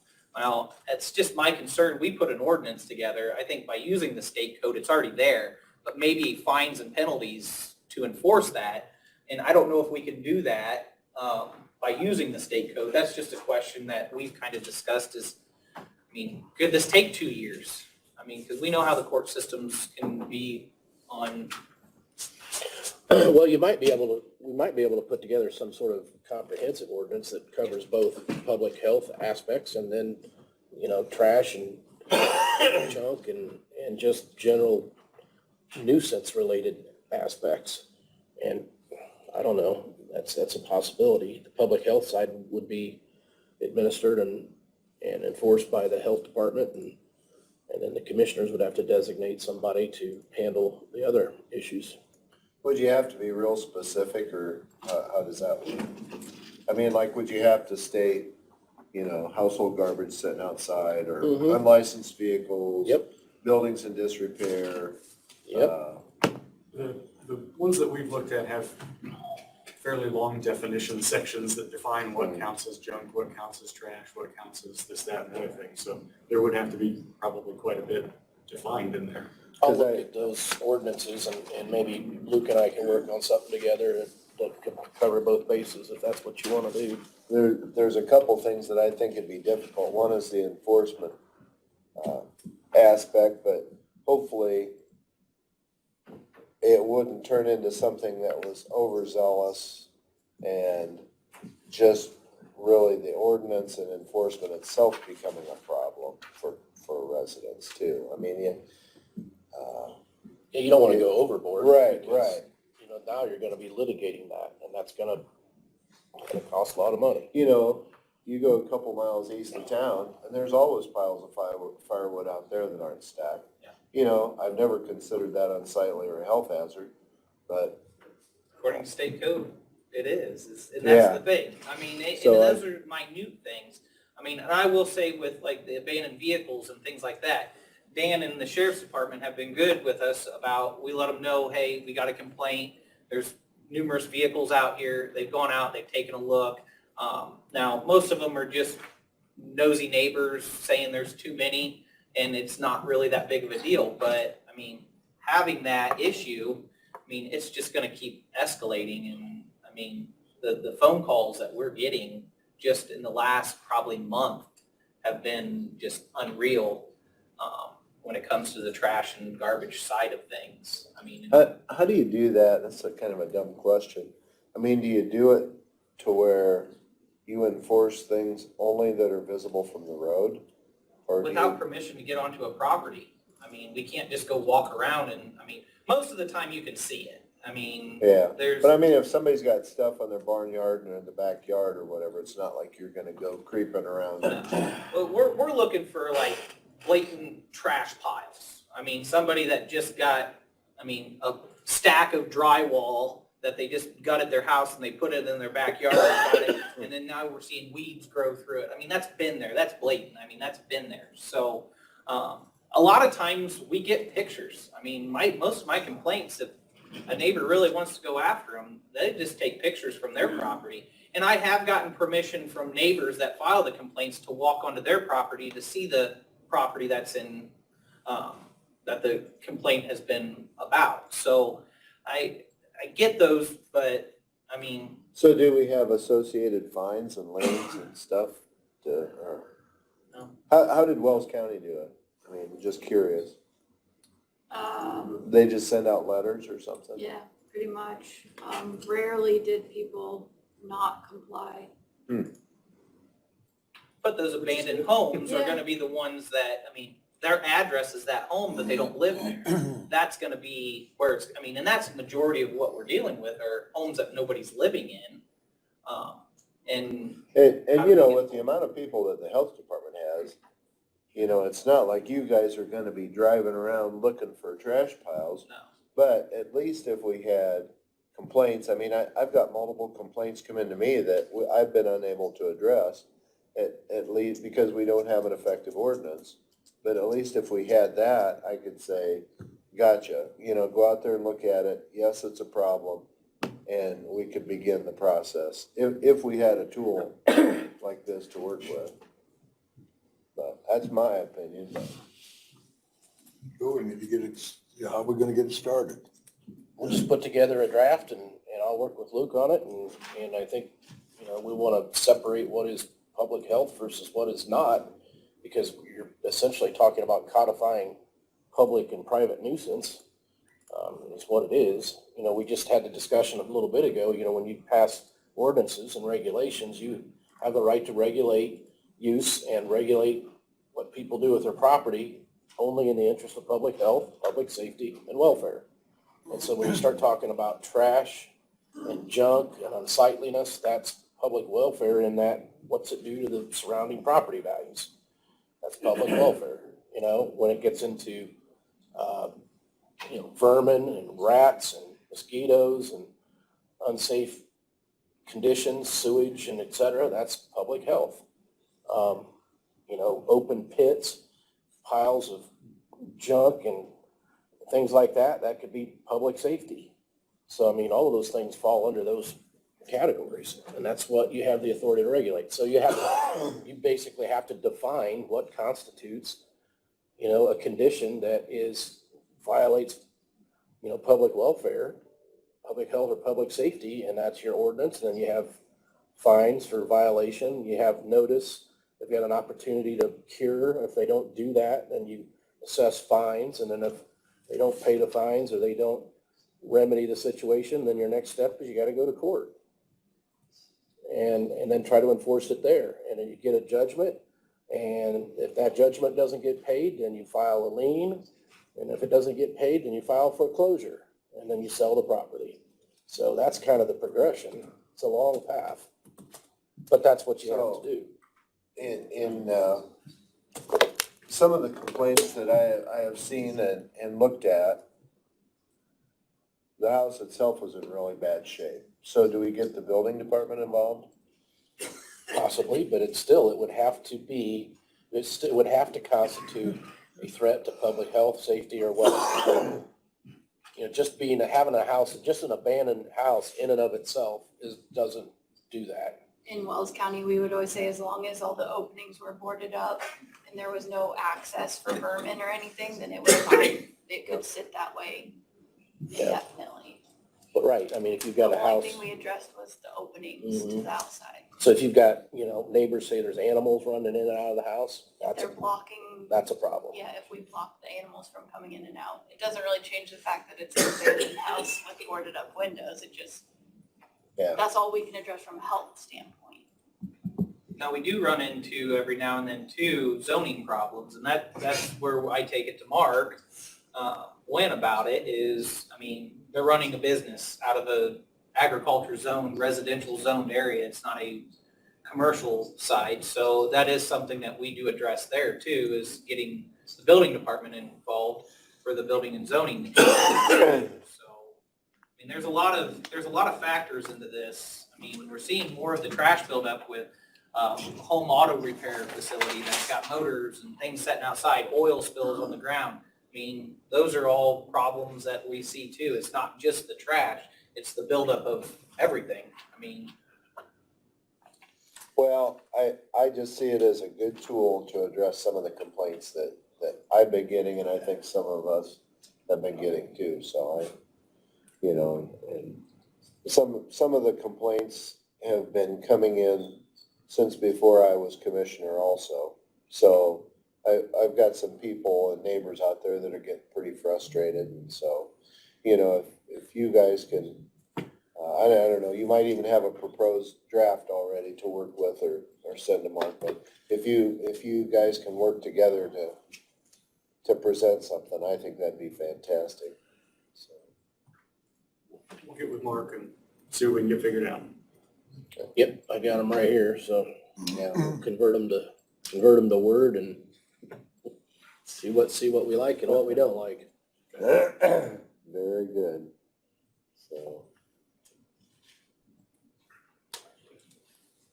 So how do you like things in your new position here with the health department? I'm learning a lot Are you? about septic systems.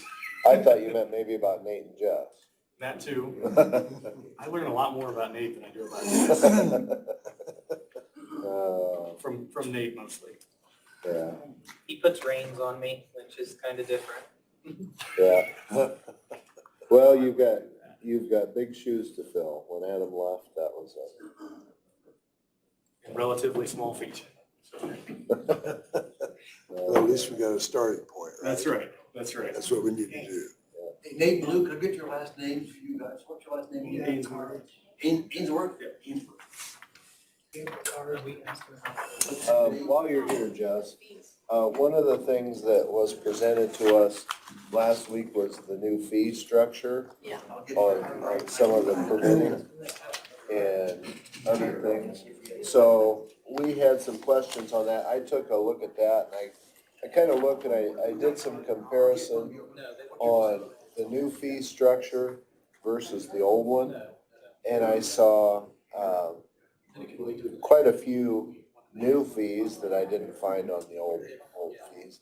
And I think we want to be careful determining what are services provided by the county just by virtue of being county government, and what are services that should be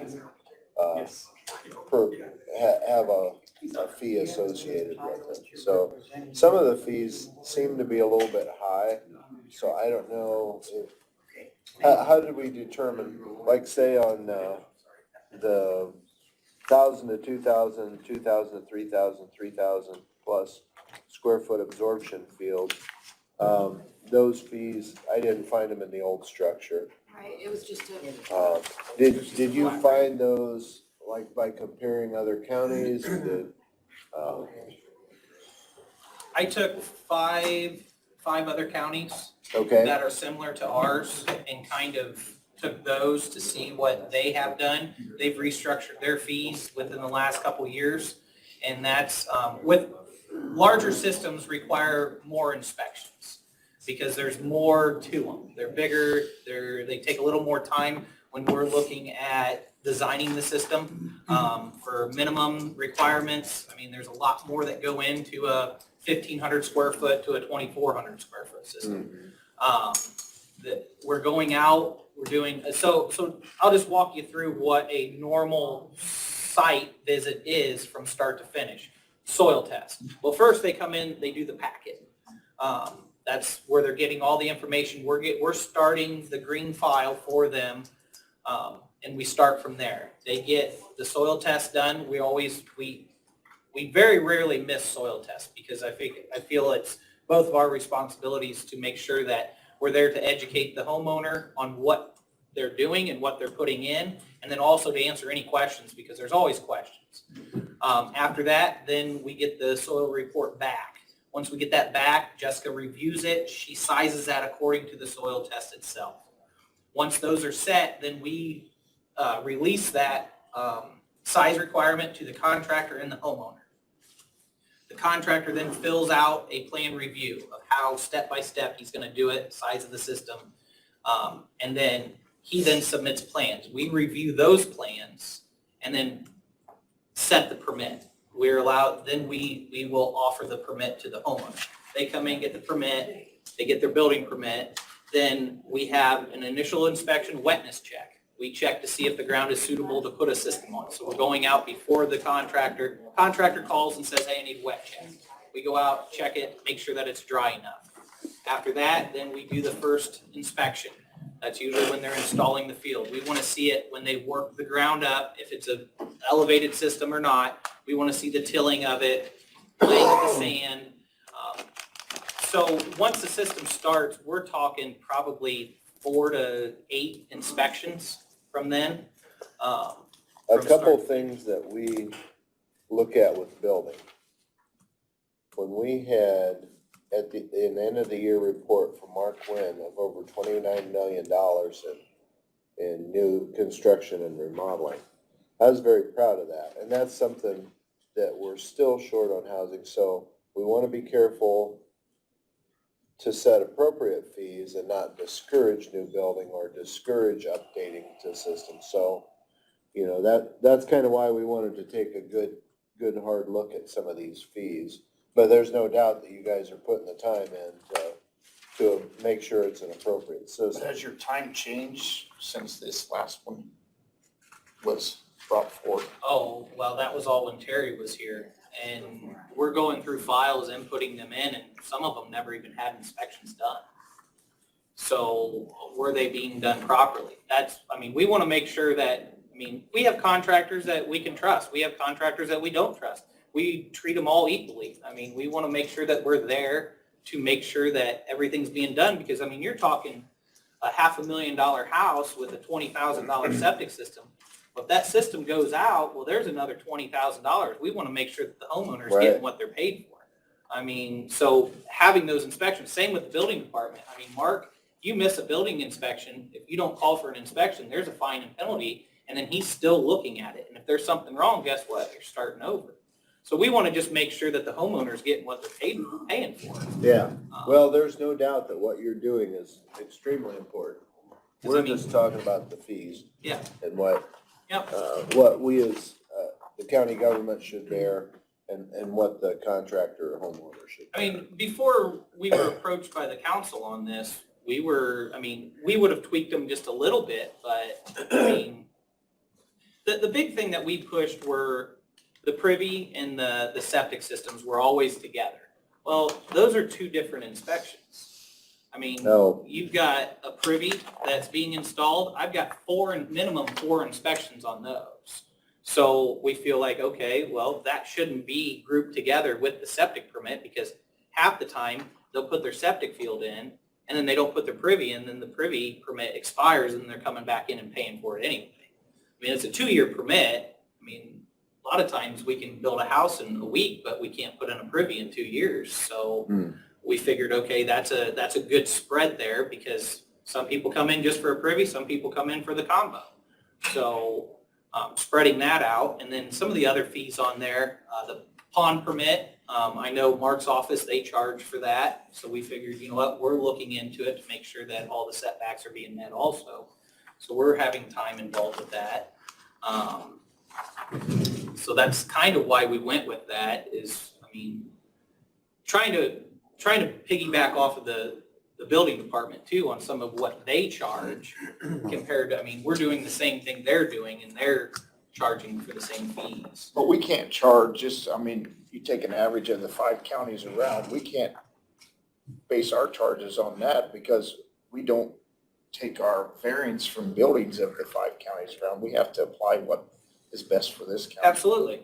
I mean, I just wanted a comparison to see what other counties are doing, because I never even thought of the square footage of a septic system, square footage of a retail facility, those type of things. I mean, food inspections, we've always had them the same way.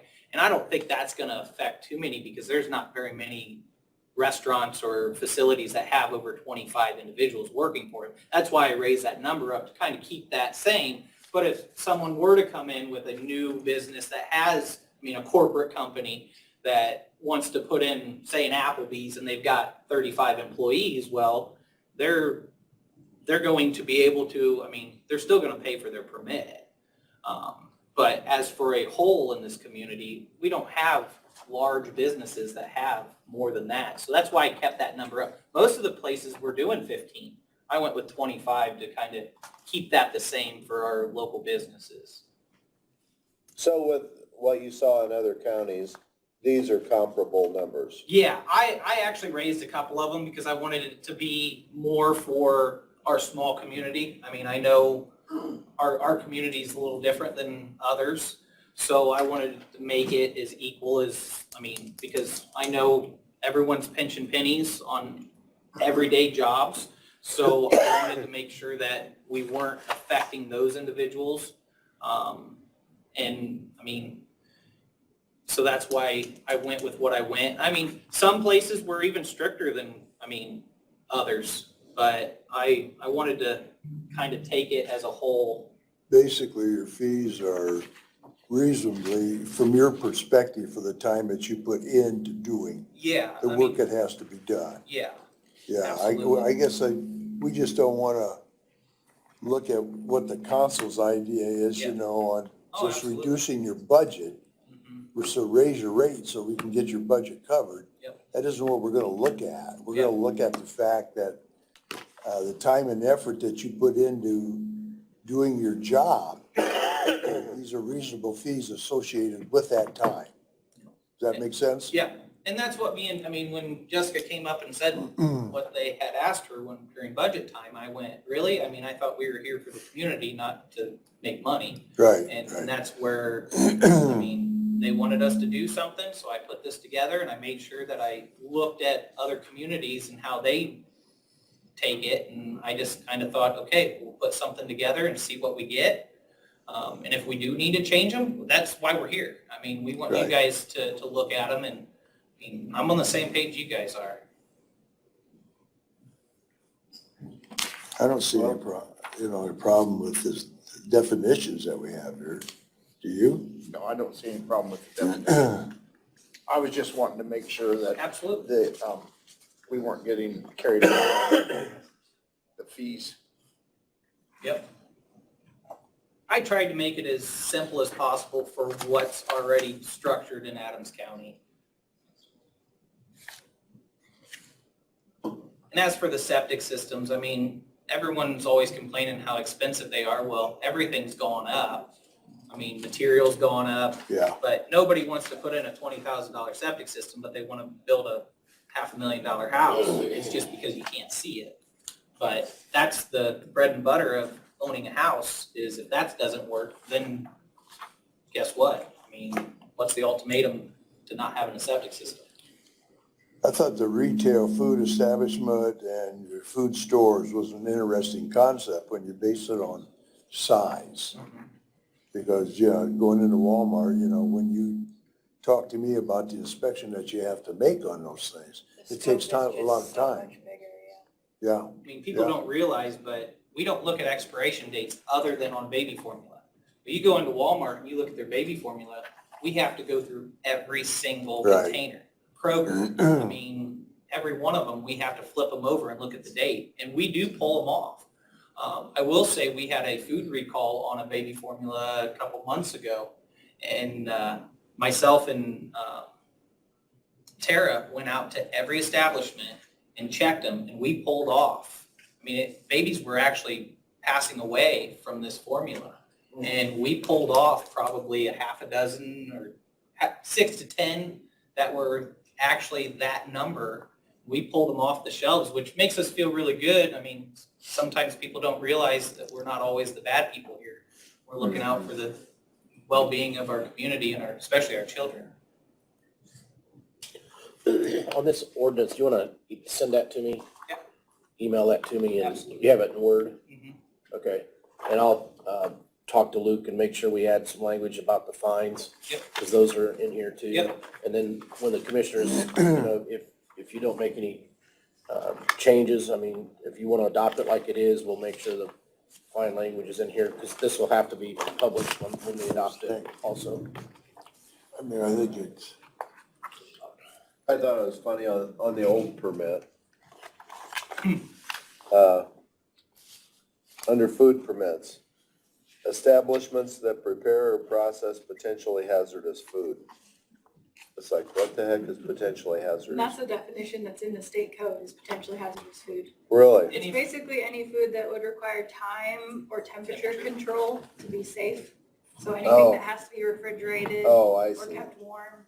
It would be hazardous if it were not prepared Potentially correctly. hazardous, So yeah. after 7 days, if you cook a hamburger, you put it in your fridge, and 7 days later, it's still there, at 8 days, you're required to throw that away.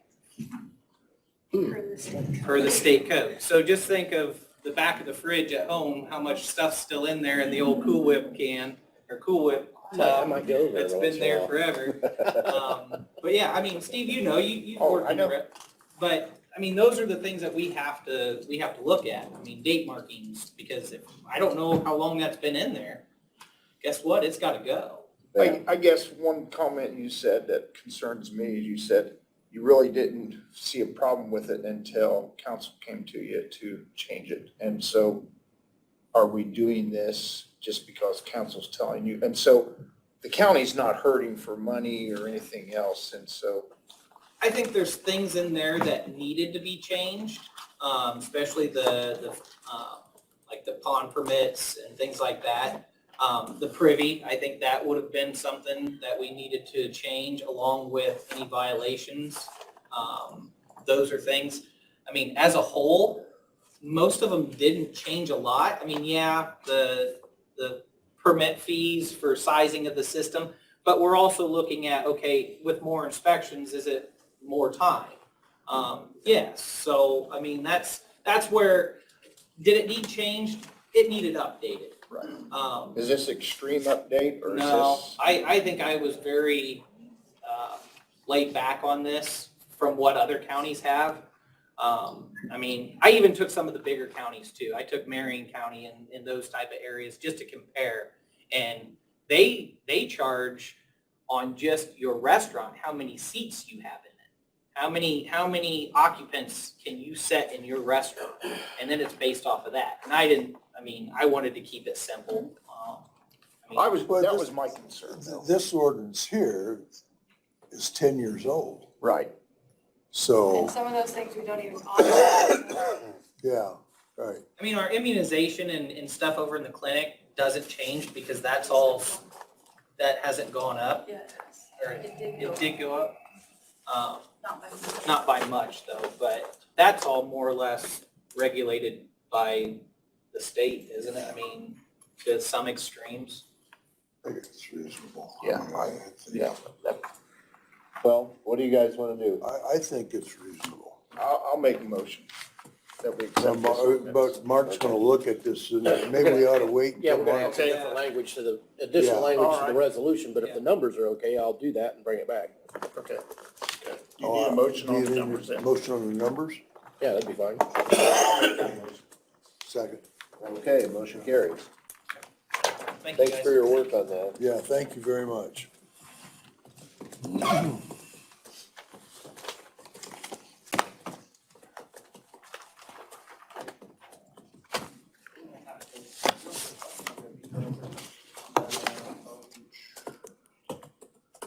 Okay, Shannon? I just have one quick thing. We have a gentleman in the highway department who is retiring on April 29th. So I just need permission to post and start recruiting for that position to replace him. I'll make that motion. How many years does he have? I think you told me 34. Oh, my word. Lynn Burkhart. I'll bring him in the next meeting. Yeah, good. That's all I have. Thanks. All right. Pizza today? No. Unless you want to copy your card.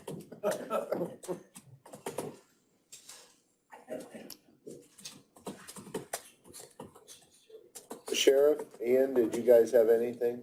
I have just one thing, but Mark, I need them to Or, listen. or do you want Mark to go ahead with his first, or? Well, no, mine's just a quick question. We're doing the flex contracts on the 25th, and I think I need your permission to sign that contract, and I just want to make sure if I need a motion on that, Mark. For the contract for the flex program with Spielman, if I sign that, do I need their permission to sign that contract? I think the commissioners need to sign it, Okay.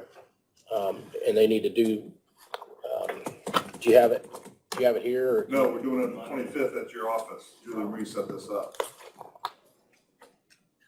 What are we doing on the 25th? Contract with the Motorola people at your office.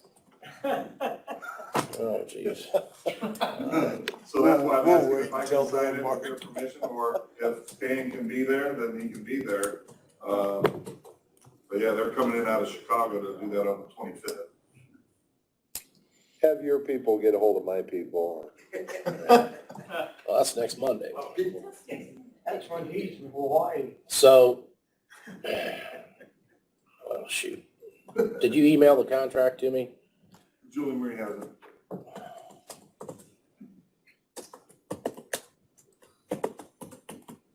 Are you gonna be gone, really? No, I'm gonna be here, but that's before your commissioners meeting. Oh, Commissioners right. meeting's on the 26th. Right.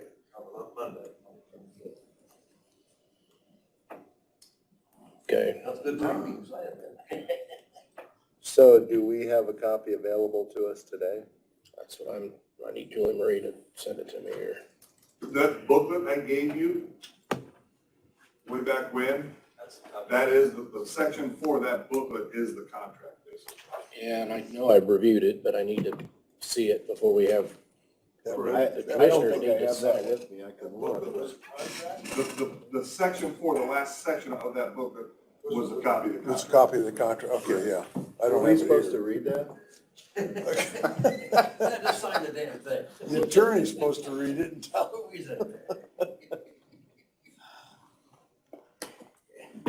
I got mine at home, I know. I do too.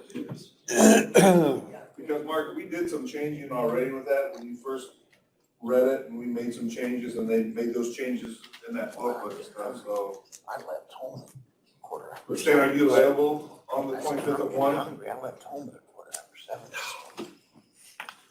7. I should be, let me double check here.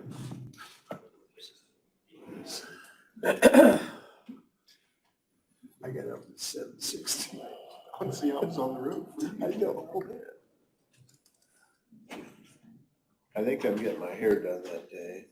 That won't take that long. Who's your mustache? He goes to my barber. Who's your mustache? I'm very particular. I understand. Yeah, I'm free. What time is that? 1 o'clock right now at Middlebury and Brown. I don't know if we're gonna give you permission to do that or not, Stan. That's off premises, When Tony. you get your hair done, Steve? Pardon? When you get your hair done? I'm gonna act like I didn't even hear you. I get mine moved.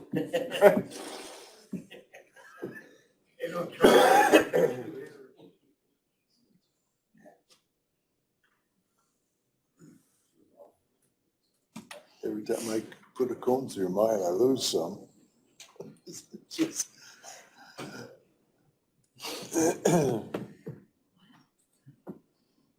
All right. Okay, so let's, hang on, we gotta.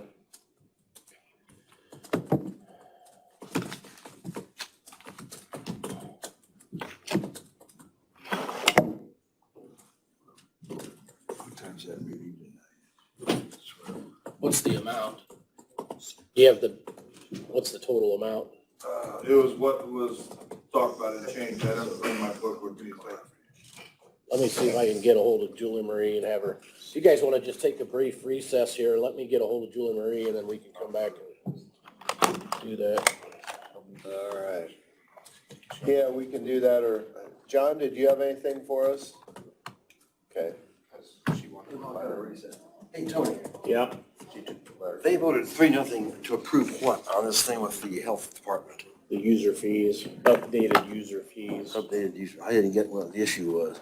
Okay. Hey, it's Mark, is Julie Marie there? All right, just in general. I don't think I even have a copy of that. I got a copy of the report. I didn't want to go into great detail on that. I'm on page 16 in my notes right now, so. Yep. We're still in the meeting. So you don't need a copy then? No, I've got a copy before. Yeah, I got it. It's actually going to be our progress issue in the last week of April. Oh, We're going to have our okay. big progress, 4 sections. Each one's only about 6 pages. We kind of cut it down because we've got a very small staff, you know. Yeah, sure. And so, but I did a story about that. I did a big thing about the sewer project, rural sewer thing, good. which is $23 million in 5 years is unbelievable for a small county. yeah. That's a staggering total. I had no idea it was that big. Yeah. Wow, they've come a long, long way. Fantastic. Yeah. Got it in the, This coffee cup's still there. So is that it then? Should we adjourn? No, we gotta do something on the record.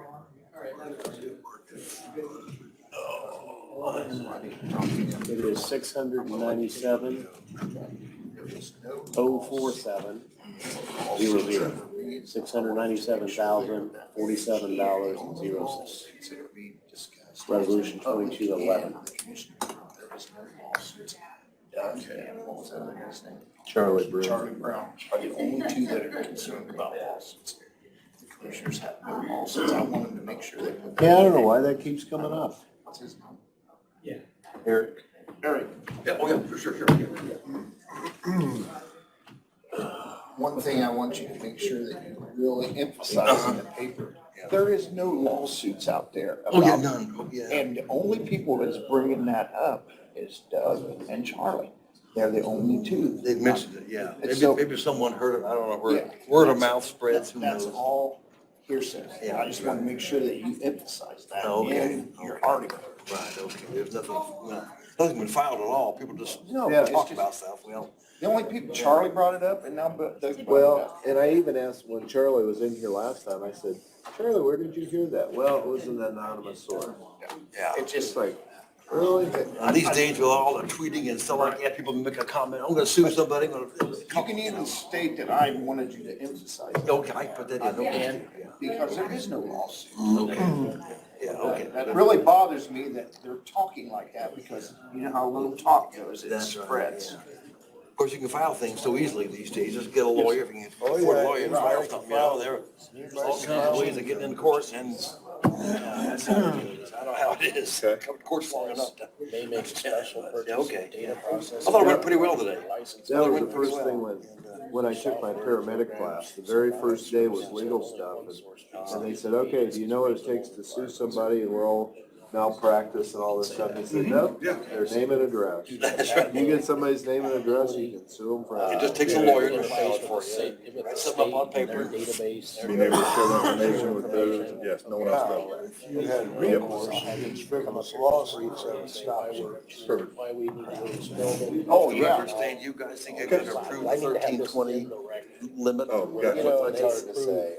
That. You know, there's good discussion, and there's more That is discussion. than why we we're need doing to have. this. Oh, yeah. Obviously, they put a lot.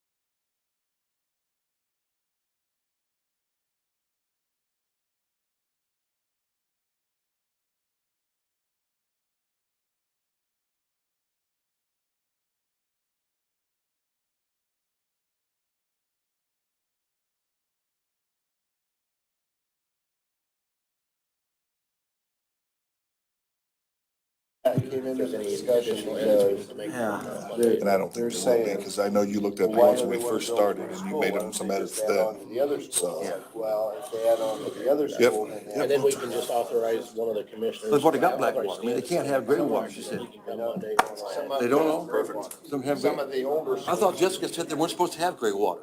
They weren't, but some of the older schools do. Oh, maybe they got grandfathered in, maybe something like that, where they were built 40, 50, 60 years. Don't be so jumpy. Yeah, I got a bad hamstring too. Well, I you got- jumped though, I didn't make you jump, you jumped. I just patted you on the back. But we're gonna start this back up. Oh, I again. see, okay. Hey, Dan, I didn't mean to be a big tattletale on that truck deal going down 200 west. That's fine, it's fine. I The followed, truckers have been so ignorant.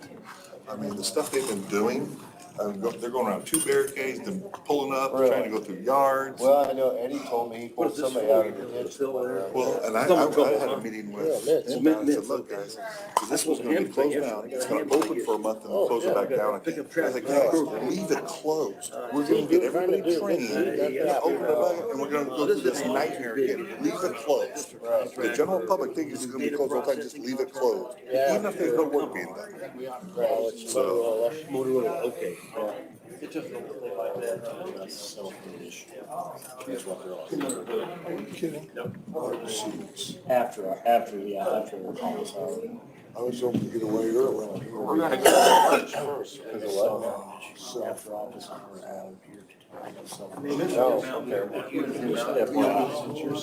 during the meeting. So that's the big, you missed that. That's a I huge got thing. it. I told Gail, I said, "Mark, we're gonna leave. I want to leave no later than 2:00. Oh, you're like to get out of here. I'm not even hacked. You better tell her pack for you. You talked about when And have your sandwich pack. Battery thing. No, the city did a Did I tell you I talked to Carl Reber last night? I said, you know, have you ever been out to Country Acres? He just laughed. Minimum 12 months, could go He to says, 18 months. oh Get it yeah. all completed. But I said, so that system isn't savable? He said, oh yeah. He said, it's a good system. It just needs new pumps and. This is all I And I said, had well, right here. you know, as far as the lines underneath the ground and stuff, he said, well, I wouldn't be able to tell you anything unless I took my camera out there. But he said he had been out there to open some places up, and he said they always open up and run there, so.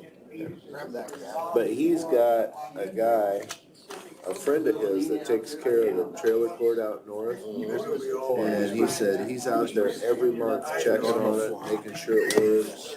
He said it's a good system. But yeah, so he said, yeah, Country Acres, that could be repaired. If they choose to pay the money to do it. Yeah, so. You want to get this invoice approved, Stan? Yeah, okay, so we ready to go? We're ready to go.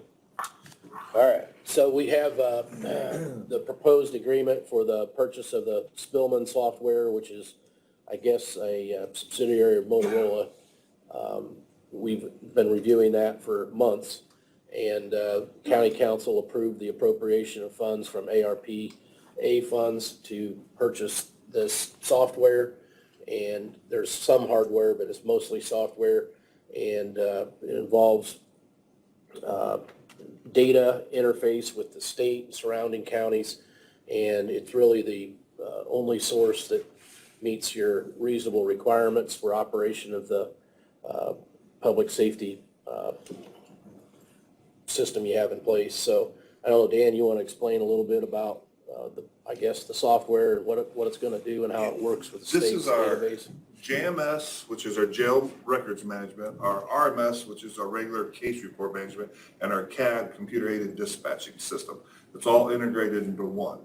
The Spillman servers is housed for Indiana down in Columbus, Indiana. So when we come onto this program, any information that's at that server from 67 other departments, we also have access to read and look up and find information about people. It's not strictly just our house, and no one else does that in Indiana that has that large of an area. All of our surrounding counties are also on Spielman.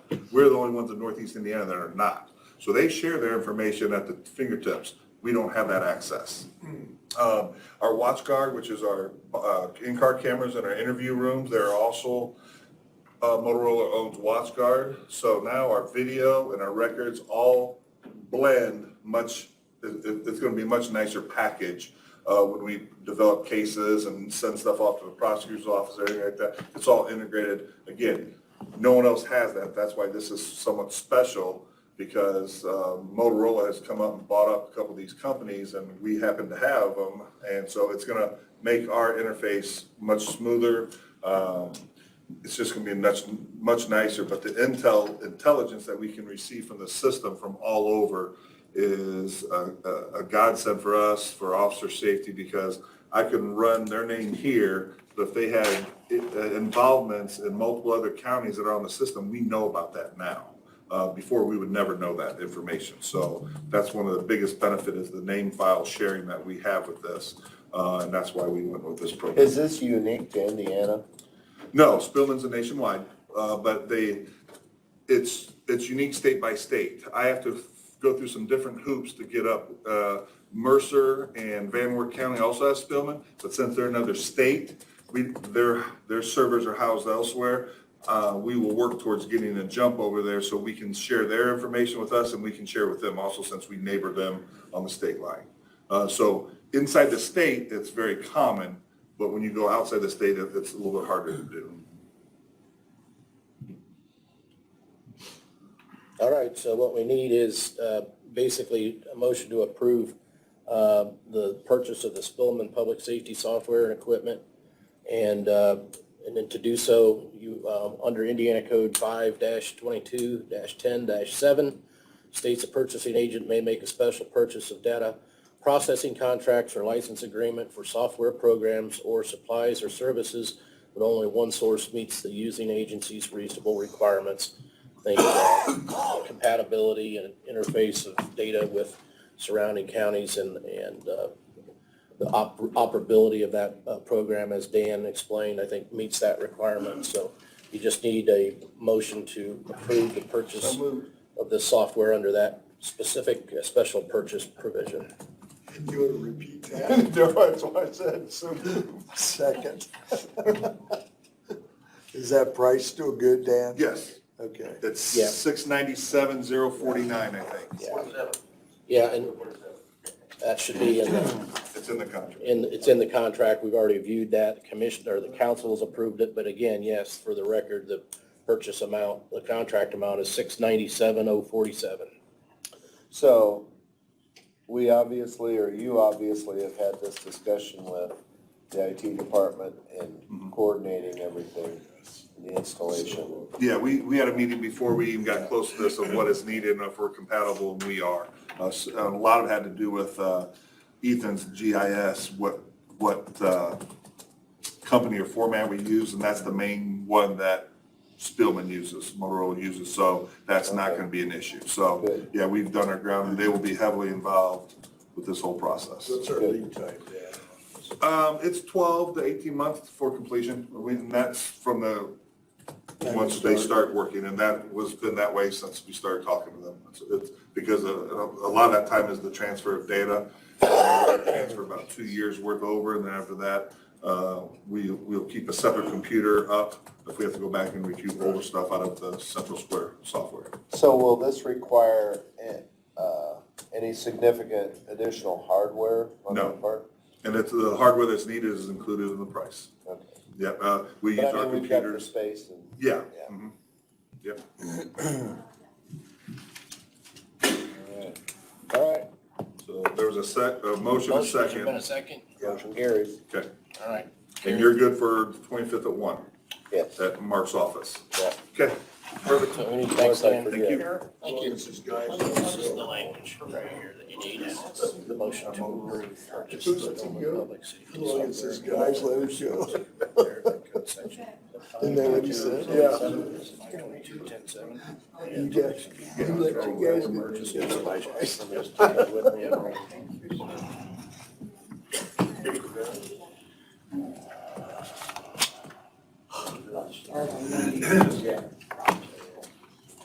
Okay.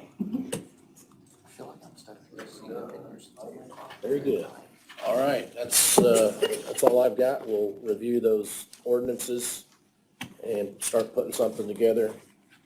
And we'll update this ordinance for the fees from the health department and bring that back as well. That's all I've got. Yeah, we have an invoice that we need to approve, for purchase for the IT department. Rex, do you wanna? Dell Technologies, we've got, this is all software, it's all for the enterprise. There's several different categories that it falls under. But the total amount is $68,569.99. This would be a renewal for all this software, VLA software, servers, virtual desktops. Oh, just a bunch of stuff. We got Windows updates, Office updates. But once again, the total is $68,569.99. And it's Dell Technologies to be paid out of $1,035,705.000.9600. Is that in the IT budget? Yes. Okay. That's basically your software renewal fees. So if you're renewing the fees to keep using the software that you're using now every year, that's not cheap. Look at that, just so I You can have can it. get it for my minutes. I didn't memorize everything you said. Rex, you said that Dell Technologies, right? Dell Technologies, yeah. Okay, you making that motion? Making a motion. And that would be pursuant to the same statute that we just referenced. So to approve that, approve the paying of that claim pursuant to, and Tony, you can put it in there, 5-22-10-7. Because it's for software. Did you second that, No, Steve? second, sorry. Okay, motion carries. Thought I was gonna have to slam my gavel down to wake you up.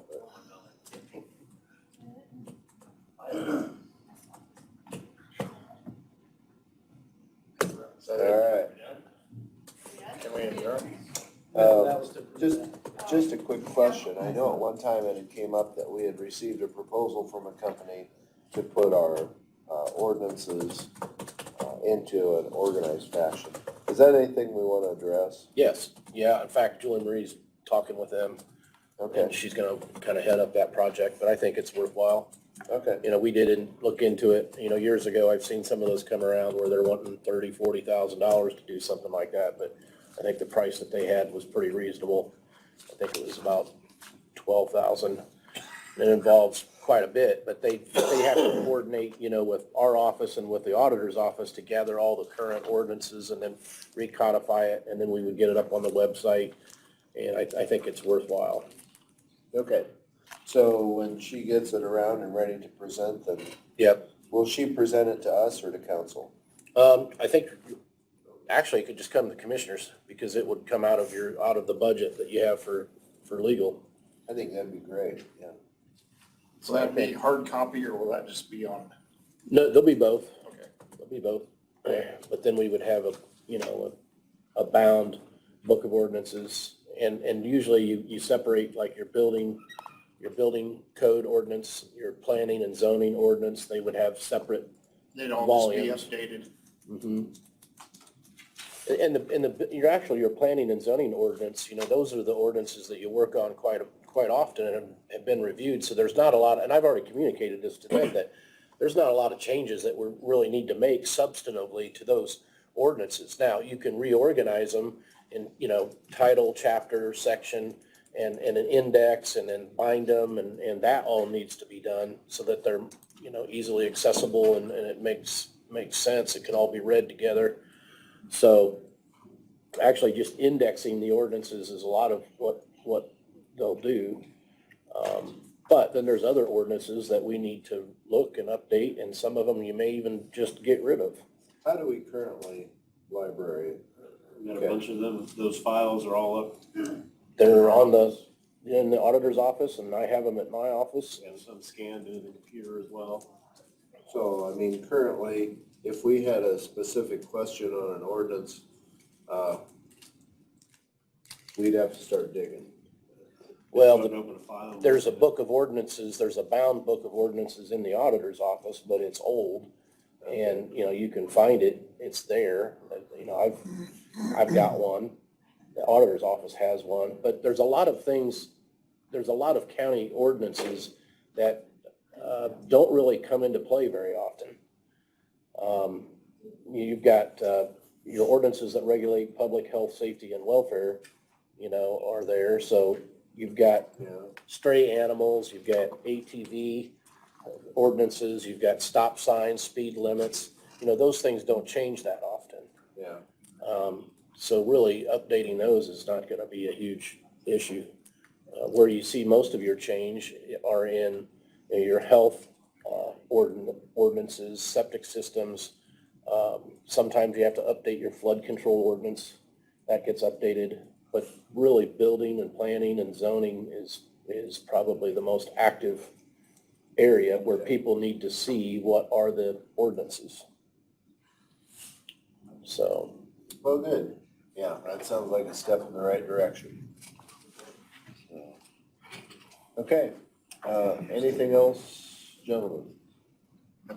Anything else from the general public? Okay. I'll make a motion, we adjourn. Second. All right, meeting's adjourned.